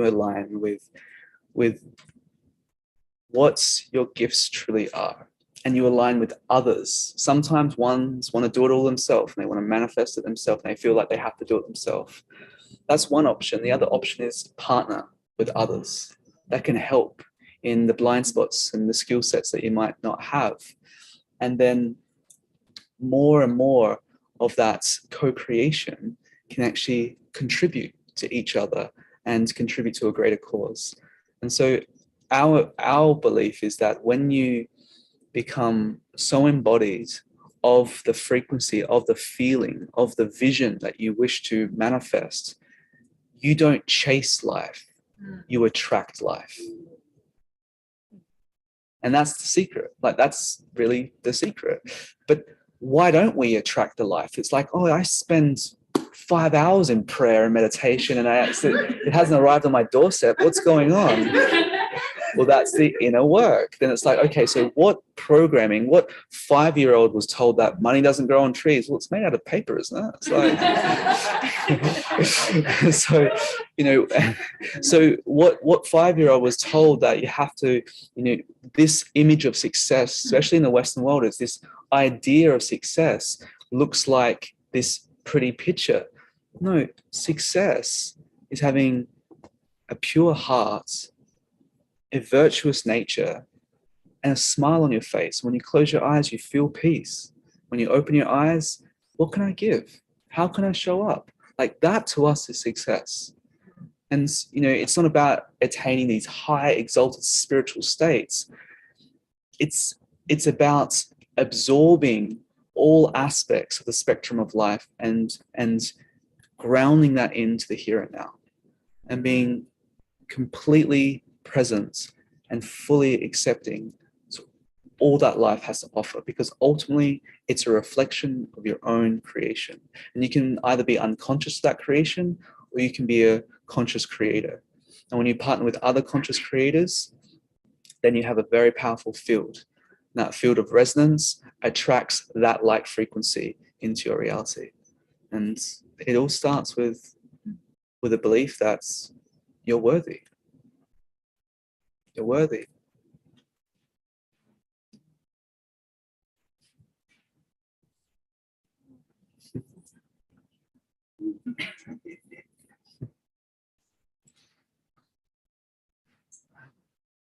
We have a question from the Awakening World audience. What are the daily practices you suggest that are most important? Okay. I feel like I'm doing all the talking here. She's basically like hosting me right now, just talking through me all this wisdom. I don't know where it's coming from. Just honor this shining being right here. So what do? We start our day in reverence, and we start our day with the acknowledgement of that every day is a miracle, every day is precious, every breath. And so taking that first breath, like coming into this reverential nature, like when you take time to bask in the glow of the purity of being, you don't want to settle for anything less. It sort of sets this foundation, it sets this undertone and overtone of your life. It sort of creates this container where you treat it with such purity. And we take that and we open our door to the bathroom and the 4 kittens run out. They jump on top of us and then they purr and they sit, and they are Zen masters. They are like so rewarding just to be together with our kittens. And they meditate with us. We invite them and they meditate with us. And meditation can look like any different practice that you feel accustomed to. It can be a guided meditation, it can be a silent meditation, it can be an advanced meditation, but ultimately taking that time to set up your container. What you're doing is you're structuring the field. So if you wake up with an alarm and you just jump out of bed, you're going to be, or jump onto your phone, your frequency isn't going to be very coherent. It's not going to be in a very coherent manner. But if you wake up in this reverential and honoring life, appreciating life, acknowledging the gift that life is, and then meditating and cultivating the light inside you and around you, you can start structuring space-time. You structure, basically, you create a coherent signature around your field. And then what you attract is a coherent signal to that. So we recommend, meditating, and maybe it's reciting prayer. Maybe there's a devotion. Maybe you want to contribute in a devotional manner and to a higher power, to a higher calling, to something that reminds you of the love inside you. But when you start off in that space of love, in that space of resonance, that space of coherence, that space of connection, that becomes the foundation for your day. And so starting your day with presence, that's what we recommend. Starting your day with presence and being mindful to continue your day with presence, like returning to that presence. It's so quick to get on the phone and, get caught up in life.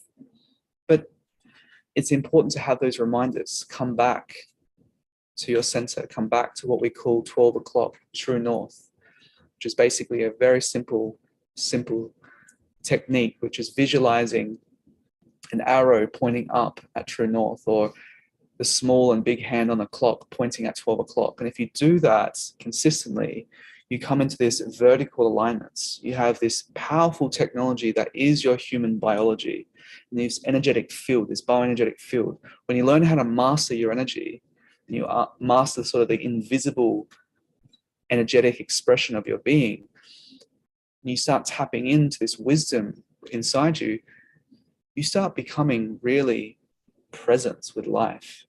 You become really empowered by life. And so we suggest to start with presence, set up your day with gratitude, appreciation, spend time with your animals, spend time with your children, and spend time with, if you have the honor and blessing, to watch the sunrise. And if you, of course, have to go to work and you have to do what you need to do for your livelihoods, wake up earlier. If you don't like waking up early, go to bed earlier. So it's easy to wake up earlier. And when you do that consistently, you'll notice a big change. You notice a big shift in your response to life. You'll be less reactive and more responsive, and hence more responsible. And so some of the practices that we do sometimes 6-hour practices, 8-hour practices, sometimes even longer. So, we, depending upon what we're doing, whether we're working, healing, whether we're, there's many different things that we do that sometimes don't pertain to this world. But ultimately, coming to presence, coming to resonance. And, there's many different... Yeah, that's another beautiful skill set, is opening your heart to the sun every morning, inviting the light into your heart every morning, and calling in more the life principle, the life force principle, into your body, feeling like every single cell becomes a sun, becomes a point of light, and is just opening up more and more light in your life. And as you start cultivating more and more light, then you can shine more and more lights onto others. And we also recommend, intermediate fasting is a good thing to stay empty in the morning periods when you're doing this meditation. It's harder to meditate on a full stomach, so making sure that you're meditating and you're cultivating in a more of an empty state.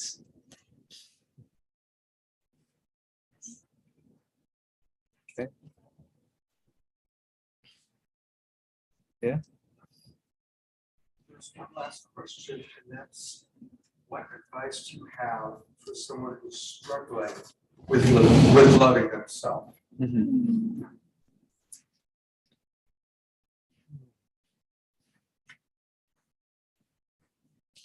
So it's important to know there's a big difference between who we think we are as ourself and who we really are as the self. It's hard to love ourselves when we've been conditioned to believe that we are this person with these shadows, and that we don't like our body, doesn't fit the image of the mainstream narrative. We have been told from heartbreaking relationships that we're not good enough, and we don't know how to give love, or we haven't felt love because we haven't had loving parents in our life, and we haven't had role models that have exemplified what love truly is. It's hard to even know what love is, let alone who you truly are in those situations. And so it's not about needing to love the person that you think you are. It's about acknowledging that when you stop that identity, when you stop that story for a moment, love is present. So you don't actually have to love yourself. It's actually impossible to love yourself because you actually are love. But the mind can't handle this. It's sort of like, no, give me an object so I can love that or project my love onto that object. But that's the unfortunate thing, is that we're taught that we have to give love, or we have to exemplify our worth through acts of love. But ultimately, when we just stop for a moment and let the story be the story, just let the story be the story, but let it go for a moment. Just park it at the door for a moment and just drop into the heart, be present with the heart, breathe into the heart, and breathe from that space internally. Love won't be something that you find. Love will be something that finds you.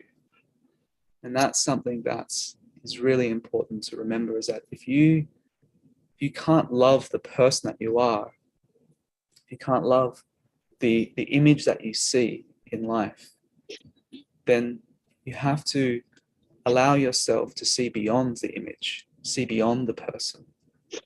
And when you give yourself a moment and focus on something that you do love, maybe you love the sunsets, maybe you love an innocent child, maybe you love beautiful animals, maybe there's a piece of music that you love. When you can start listening or focusing or paying attention to the things that evoke a feeling of connection, a feeling of love inside you, and then you allow that feeling to go deeper and deeper inside you, the person that you think you are will start dissolving, and the love that you truly are will start emanating. And then love finds you in such a way that it becomes you. And so loving who you are, you might have loved who you were in your 20s, you might have loved who you were in your 30s, but you didn't love who you were in your 40s. Like, this is always this transitional identity that's changing every single day. We're talking about a love that's unchanging. We're talking about the true self that isn't based on conditioning, that isn't based on the appearance, isn't based on the narrative. It's actually what you already are. And all you have to do is drop your defenses around that. That's ultimately the journey that everyone's on, is to be so innocent. All the defenses melt away. And there's this one thing that we all have in common, and it's the love that we truly are inside. So whether you love yourself, your image, your personality, your perception, that's not the love that we're speaking about. The love that we're speaking about is the impersonal love, is a love that remains when everything goes.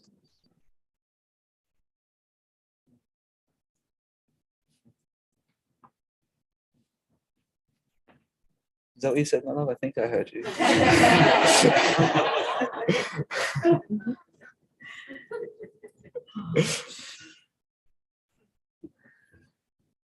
I feel that I have the perfect musical way to express this that has been shared so beautifully. And what an incredible space that we are in here. Feeling so blessed. Here we go. This is called Map of Souls.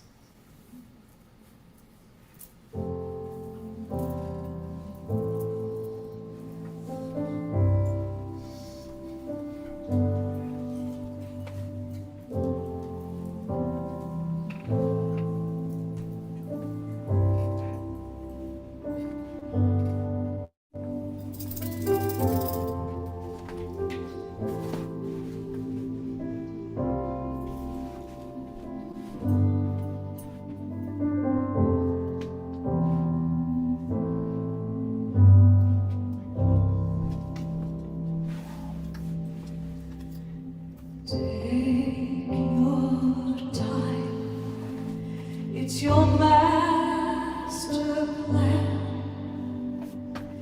guiding you back home again.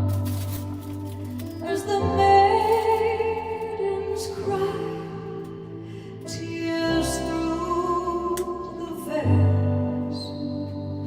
Take your precious time, step by step, the tombs unsealed, lifetimes buried, now revealed. Feel the moon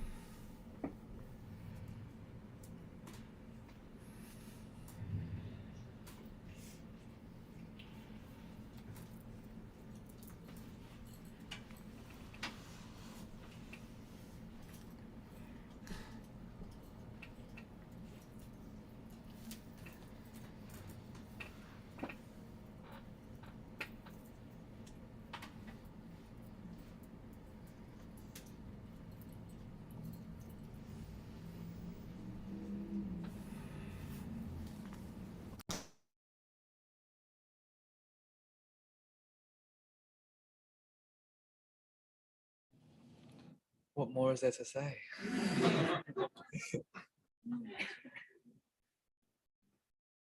Thank you, beloved. That was gorgeous and stunning. We quite enjoy the weaving. It's amazing how the words that come through then are choosing the next, or informing the next music that wants to be. And then the music takes the space and the questions come and they just really that beautiful. Thank you.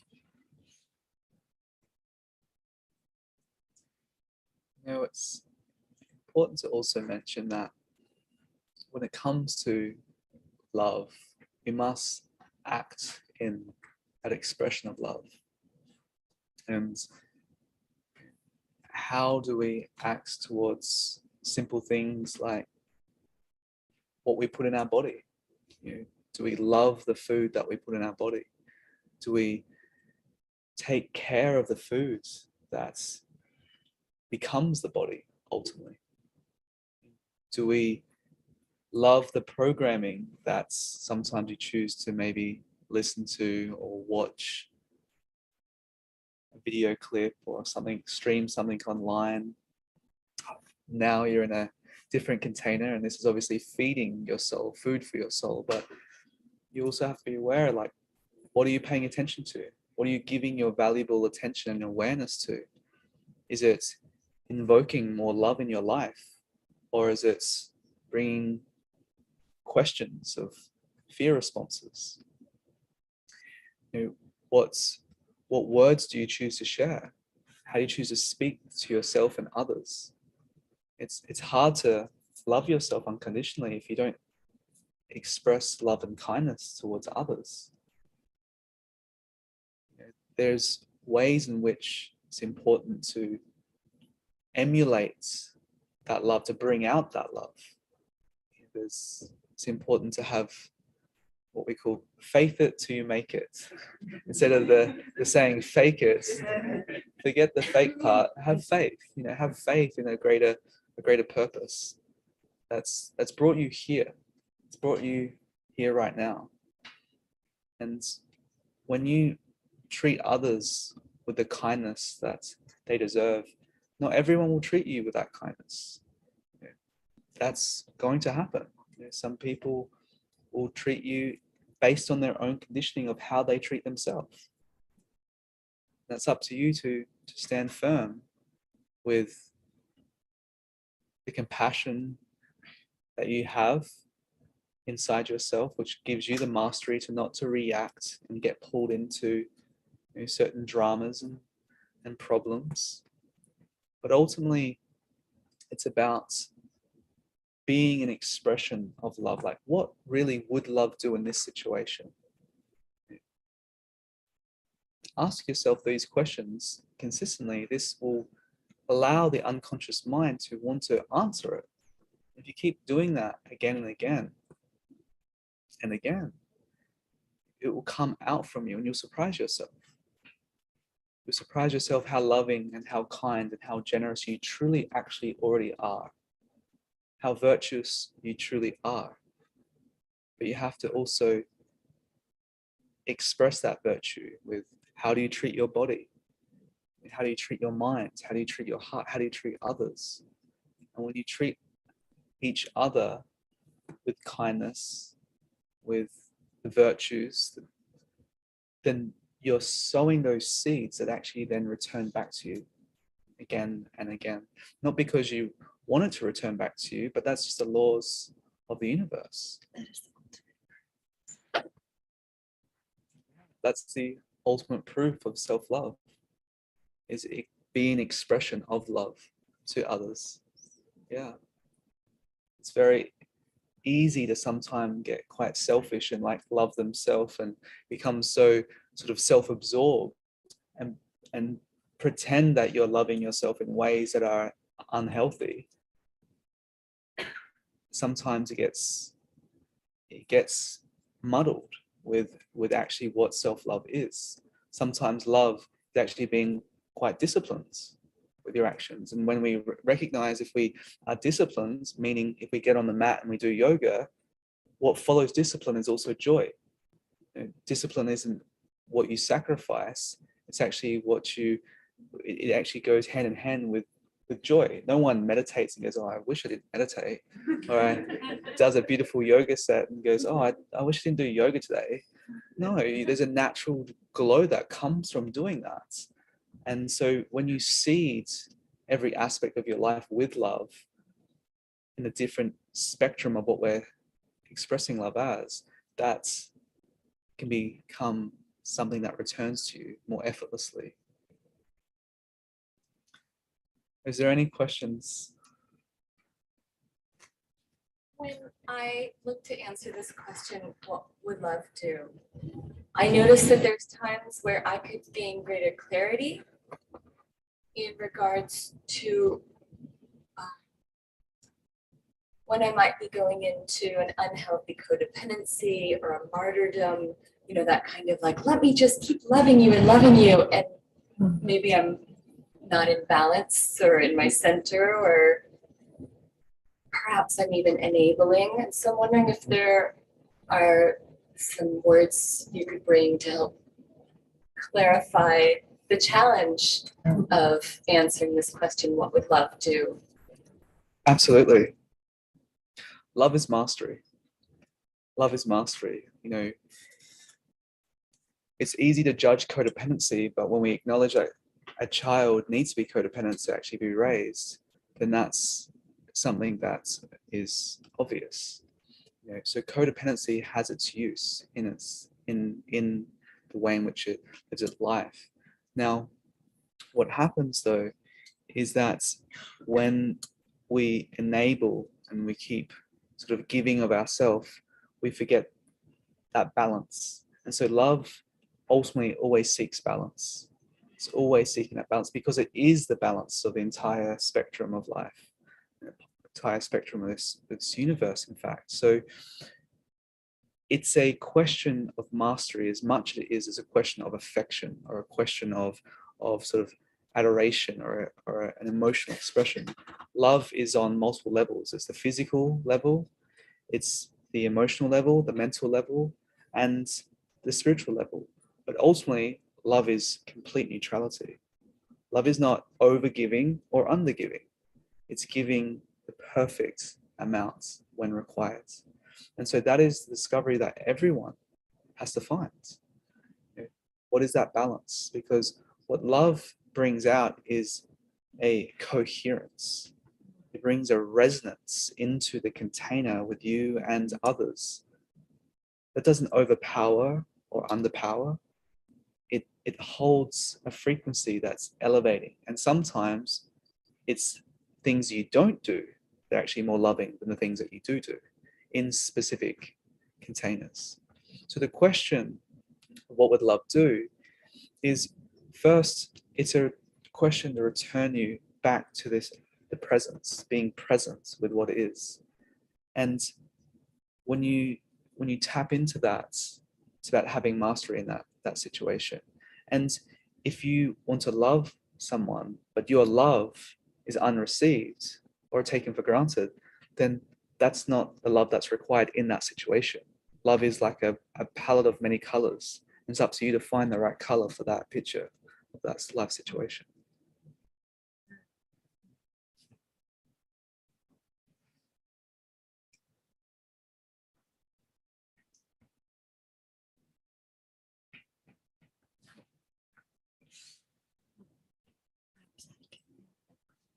Yes, love only knows how to give from a full cup.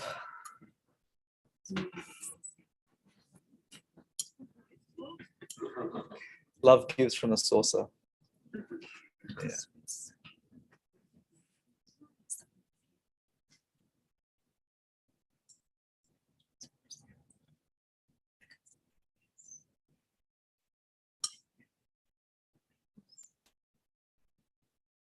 Yes.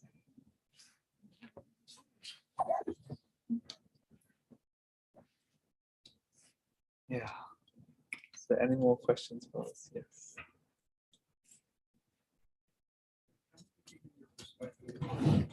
But if you all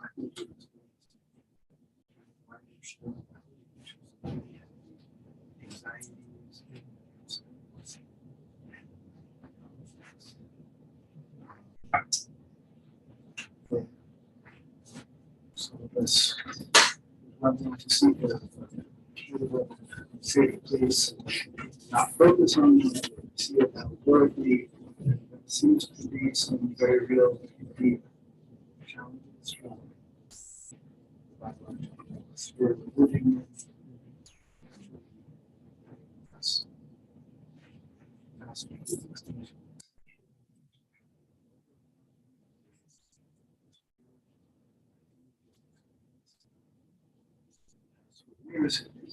This whole narrative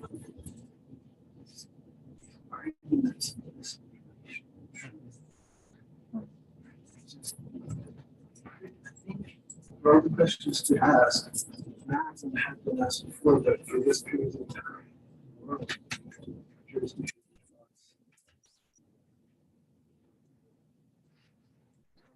Yes. So the question is, what is our perception of the current world situation where there's seemingly crisis after crisis?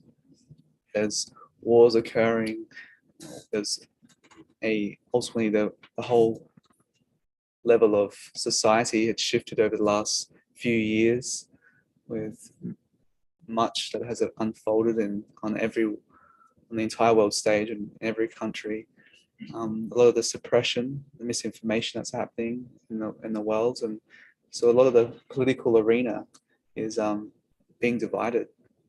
And this is a good question, and ultimately, the world is always going to be the world. The world is always going to unfold in different dynamics. There's always uncertainty. What we always suggest is that, taking every day as it comes when it unfolds. You can't control the unfoldment of the world, but right now we can see it from a sort of holistic level that's going through a rebirth. And in giving birth, there's pains, there's contractions, there's things that one has to sort of acknowledge that there is painful realities, but ultimately right now, more truth is coming to the surface. We're living in a very interesting time that there's so much suppression and misinformation that's spread, but there's also this great rise of truth. There's actually a thirst for truth. And yes, there's countries that are in dire situations, and it's inhumane on every single level. And there comes a time where many ask this question, like, when will humankind ever learn, really? And there's an opportunity right now. There's an opportunity for greater peace and unity to come. We're in this very technologically advanced level where there's this advent of AI, which is super questionable right now, which is a lot of anxiety for many to what's coming in that space. But as we've moved into this Aquarian age, the main intention and the main sort of message of an Aquarian age, or the Aquarian sign, if we look at it from sort of the psychological connection to astrology, is humanitarianism. It's all about humanitarianism, and we don't really see that much on the world stage right now. But we've just entered into that. So there's this entering in to this, and right now there is this rite of passage that's playing out. But things can shift quickly. Like, we can acknowledge, if it can get that divided that quickly over a short years, how much progress can be made for the other end of the scale. As dark as it can seem to get, is also how much more coherence, more light that it can get as well. And so we have to look at life and take responsibility for what we can take responsibility for. Because at the world stage, there's many things that are out of your control.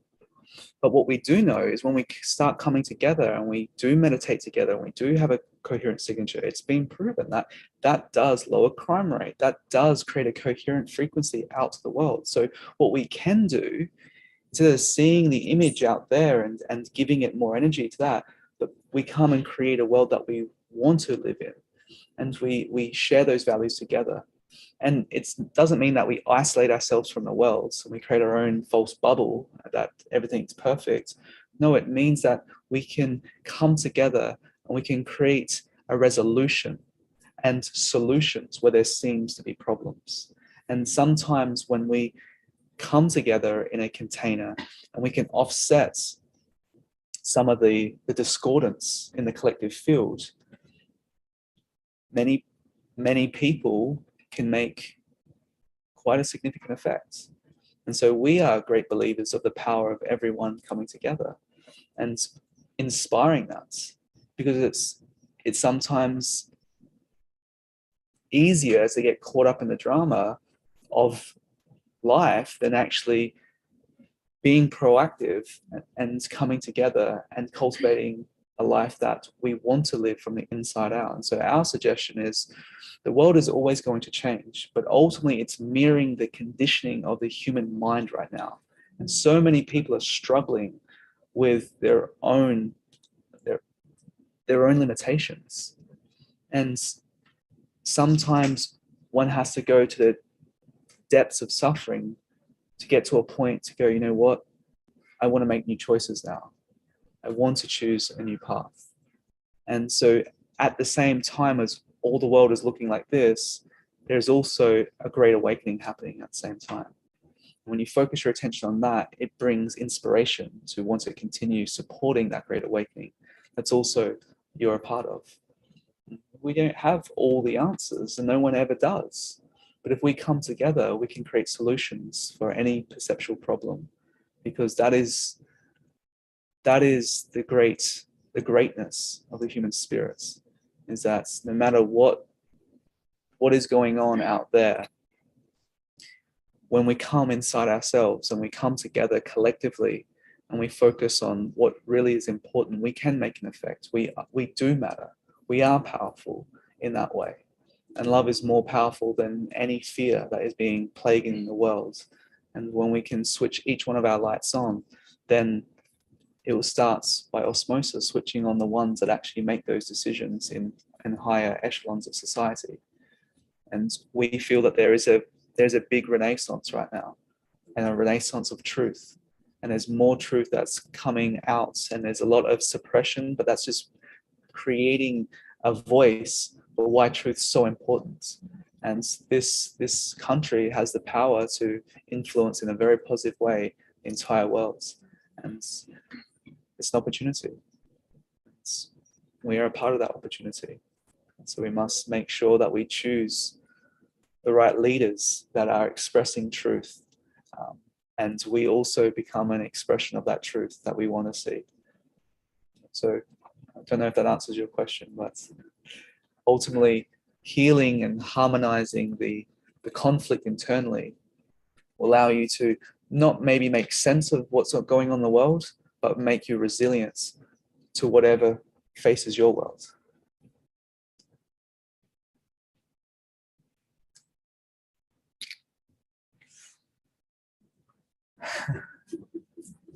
Changes on the horizon though.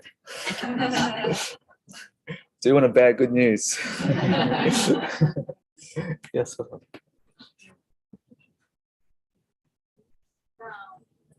Working through betrayal and finding forgiveness. Yes. Yeah. So working through the pain of betrayal and finding forgiveness. Good question. Great question. You know, it's important before there can be forgiveness for someone to actually recognize and acknowledge where they might have stepped out of line, where they might have made decisions that weren't based on the common decency of the virtues of the human relationship. So if that can't be had, then of course it becomes an internal job, and it's always an internal job and focus. But first, if there is a reconciliation in a container, in a relationship, there has to be this acknowledging what needs to be forgiven for starters. Because if someone's values are basically defending their choices, then forgiveness can't be found in that container. So that's the first thing. And when there's a reconciliation, a natural remorse, a natural acknowledgement of like, okay, I've learned from that, then it becomes an opportunity to resolve that consciously together. But there has to be healthy boundaries in that setting. Now, if there's not the opportunity for that, how does one find forgiveness? So if there's not that opportunity to find forgiveness in those types of container, it's interesting because there's many layers to this. So there's layers to this why is one attracted to that situation in life? So always bringing it back to yourself is the most noble path and the courageous path that's not always easy. Like, how do I attract this type of relationship when this happens? And when one sometimes doesn't have the ability to see beyond this life stream, so doesn't see anything else, and then it's, it becomes sometimes a cliche, oh, it's the karma thing, oh, it's because I attracted it from another lifetime. But there is some truth to that. And also, when it comes to actually resolving that, forgiveness is not for the other person. Forgiveness isn't for the situation. Forgiveness is for yourself. But the truth is that forgiveness can never be forced. It's not something that you can just make happen. Forgiveness can only come when you acknowledge that whatever happens in your life has been given to you for an opportunity and a part of your soul's journey to evolve, to learn. Sometimes it can be very harsh. Sometimes it can be very, very intense. But ultimately, when you come to a space inside yourself where you can maybe not need to make sense of the situation, the person's actions, the choices that were made. But when you can see underneath all of that and see that the person that has done that has been hurting very, very deeply all along, and have compassion for their soul, that allows you to connect at a soul level. When you connect at a soul level, forgiveness actually happens. When you can see someone for their soul, not for their human conditioning, because everyone makes the choices on their human conditioning. What has been done to them, what they've experienced in life, it's all based on their human conditioning. When you can pierce through that, it doesn't give them consent for that. It actually, you fortify what you feel is right and the values that you've set in a healthy container. But ultimately, when you touch in with their soul and have compassion for the suffering that they're experiencing, to make those choices, to do those actions, then there can be a reconciliation happen, and forgiveness comes not because you're forcing it, because you're allowing it to come.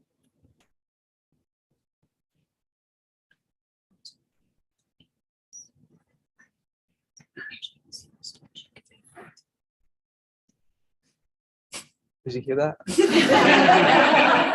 It was really good.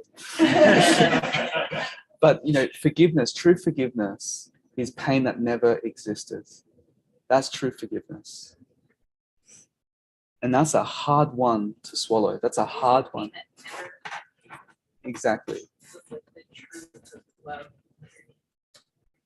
Yes. Yeah. And forgiveness unbinds you. So for example, when there is any types of grudges or anything that's holding on, forgiveness allows to unbind you and unchain you from that soul contract of that experience that you had. So you can be free to choose.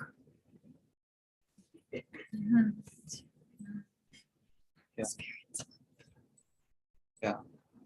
And sometimes you have to experience what love isn't through the actions of relationships and containers and family dynamics, to come closer to what it truly is inside.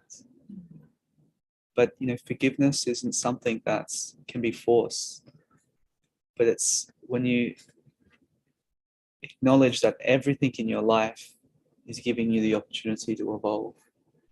It's giving you the opportunity for freedom. When you look at life like that, it ultimately allows you to touch a level deeper. And when you can touch the nature of one soul and your soul, and compassion can come from that, then freedom arises for you. And it really helps to tune into your body. Like, where do you feel that pain? Like, okay, I feel this betrayal. Where do I feel it in my body? Like, oh, I feel it in my heart. Oh my gosh, it feels really heavy here. Oh wow, when did I feel betrayal another time? Oh, well, I felt betrayed maybe at 9 years old when this happened in my life. And maybe when a parent did this to me in my life. Oh wow, that's actually what's hurting more. You drop into that, and you go into that, the inner psychology and the inner child, and you start freeing those perceptions that's been held and actually tracked to that situation. When you free that inside you, all of a sudden, there's the pain that actually never existed. It was actually just based upon memories within the field. And when that misinformation is alleviated, you become free. So there's many different skills and techniques to do it, but ultimately using your body as a map to where you're holding it, because that's forgiveness happens when you let go. Forgiveness won't happen if you're still holding on. Kind of like almost like seeing the situation through God's eyes in a way, like the perfection of the souls and the love, and that humanity doesn't exist really in certain levels. Yeah, it's not ignoring it. It's not ignoring that it didn't happen or it doesn't exist. It's acknowledging that there's something greater than just the human level. It's something greater than just that. It's something greater than just that perception. And when you tap into that vision, that unconditional vision, there's no more you and them. And when that divide is overcome, where's the pain? There's only yourself the whole time. And you wake up out of that dream, of that experience, of that narrative, and you're no longer controlled by it, and you're free from it. It takes a while to get there, but there is a there to get to.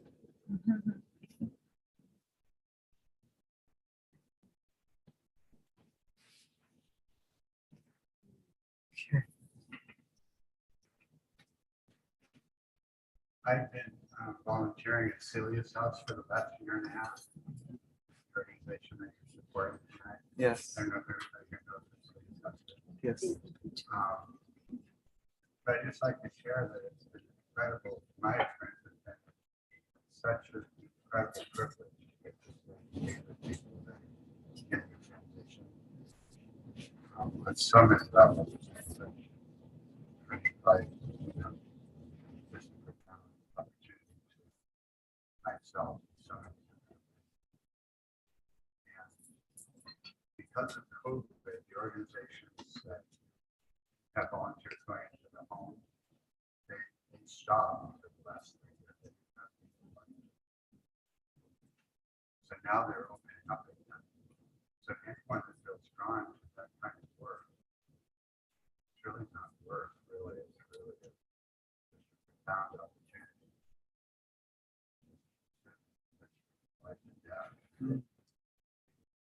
of service. A lot of opportunity.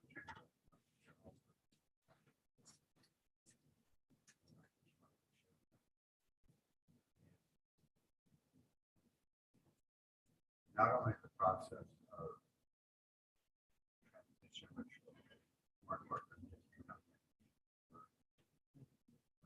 I really didn't know how much dying was.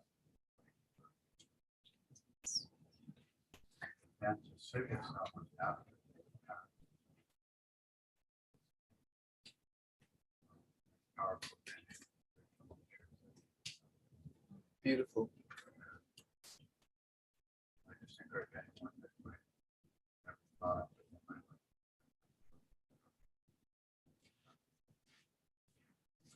Thank you. What's your name?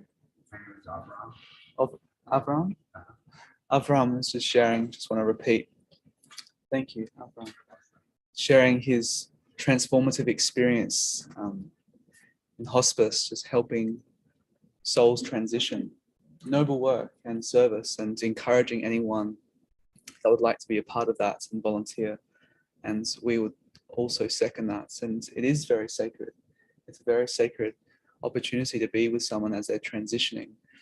You know, there's a lot of fear sometimes around the whole idea of death, and to be in such a loving container and support can help someone tremendously. And one thing that helps with the idea and sometimes the fear of passing is that, do you have fear going to sleep at night, falling asleep? The answers for most would be, not all, would be no. And that's as quickly as it can be in that transition. And becoming conscious, really conscious of the preciousness of life, the sacredness of life is again something that needs to be brought into the frontier of your life, in the front reality of your awareness, to be really aware how much of a miracle it is, and that when there is that transition, to help others through that, you know, what a supreme blessing. We really want to encourage and teach community how to consciously pass, how to consciously transition out of the body when that time comes. And you can, that also alleviates fear, is when you can consciously transition at any moment, when you can actually leave the body at will, and leave through certain ways, that this becomes a sacred practice. And you know, life is the initiation and the preparation for the perfect death. That's what life is. This is what the Egyptians believed, that life is the initiation for the perfect death. And ultimately, the perfect death is leaving and then being rebirthed into the hereafter. So I want to also acknowledge and honor the volunteer work that is being done, and also encourage others to support. It's really, really special.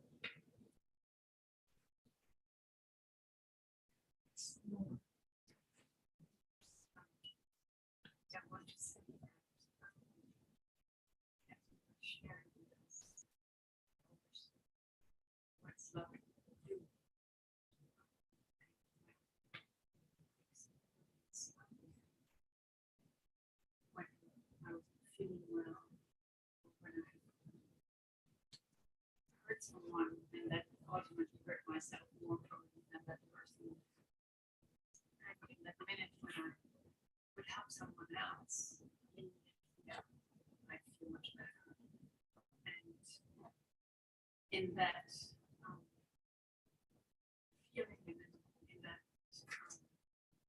alignment, beloved Avram came to me and talked to me about the husbands. And so that's how that was with tonight.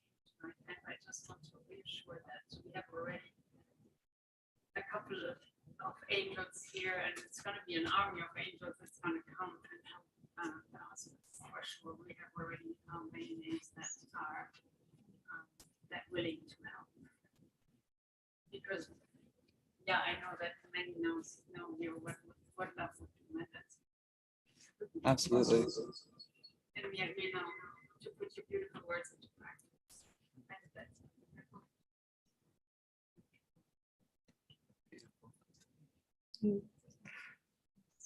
Yes, words are only words unless they're put into action, then they become your life. So thank you, each and every one of you, for joining this sacred and special Haven 2.0 opening and beginning. Thank you so much to our beloved artist, Kristin. Thank you, Kristin, for your beautiful, beautiful voice. It's been a joy, truly.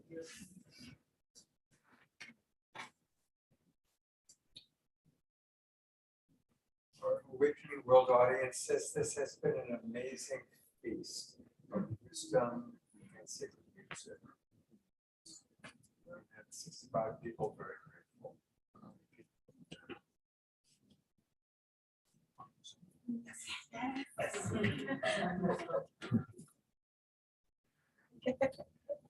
Do we need to, what song would it be if there was one more?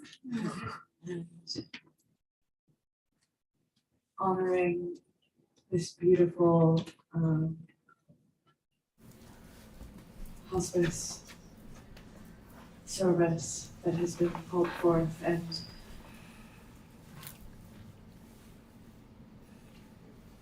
I just want to end with this piece called Soul's Calling, which I think of as both that calling of the soul back home, or calling for the soul back home, and also as you are in these bodies, it's that call that is always there for you, always there, the soul's calling.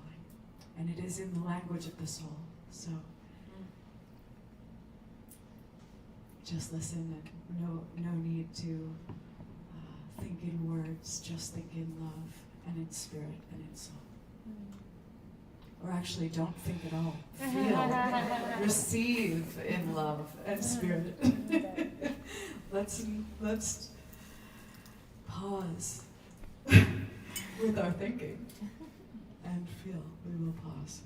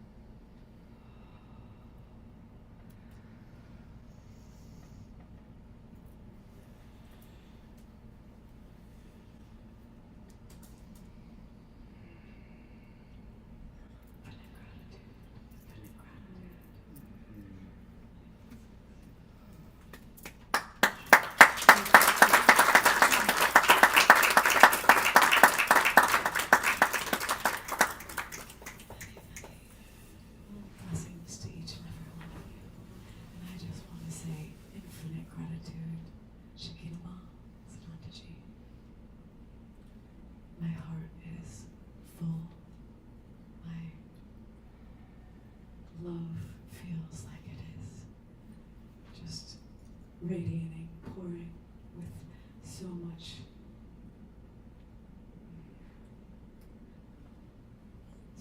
heart. I feel the divine essence just here tonight, and I'm so grateful. Thank you. Thank you. Scott, thank you for your vision and for your beautiful heart.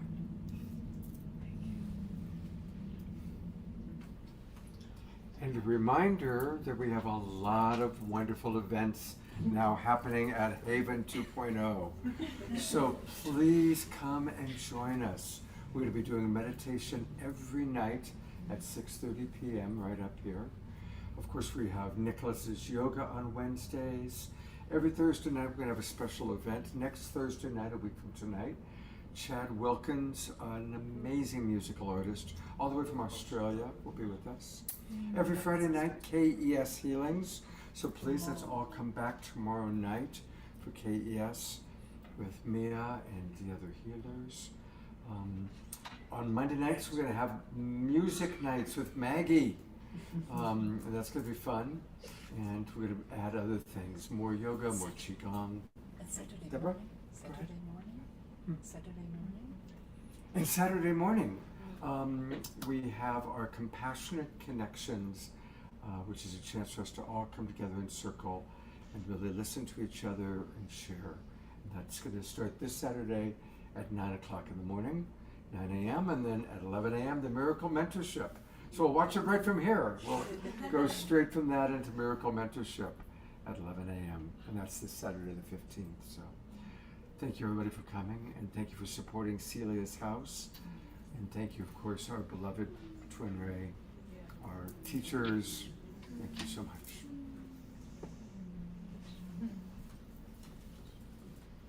Kristin, come back.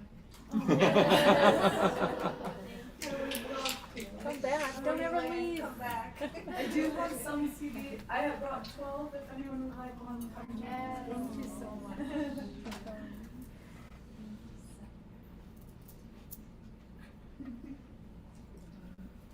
Good night, everyone. Good night. Love you.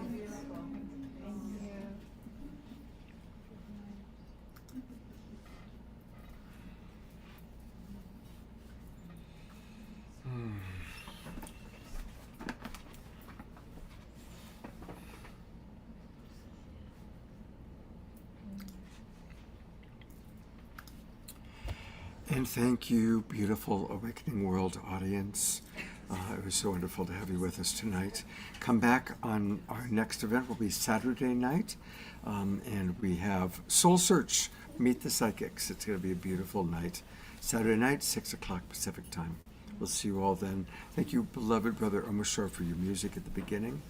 And I look forward to seeing all of you on Saturday night. Good night, everyone.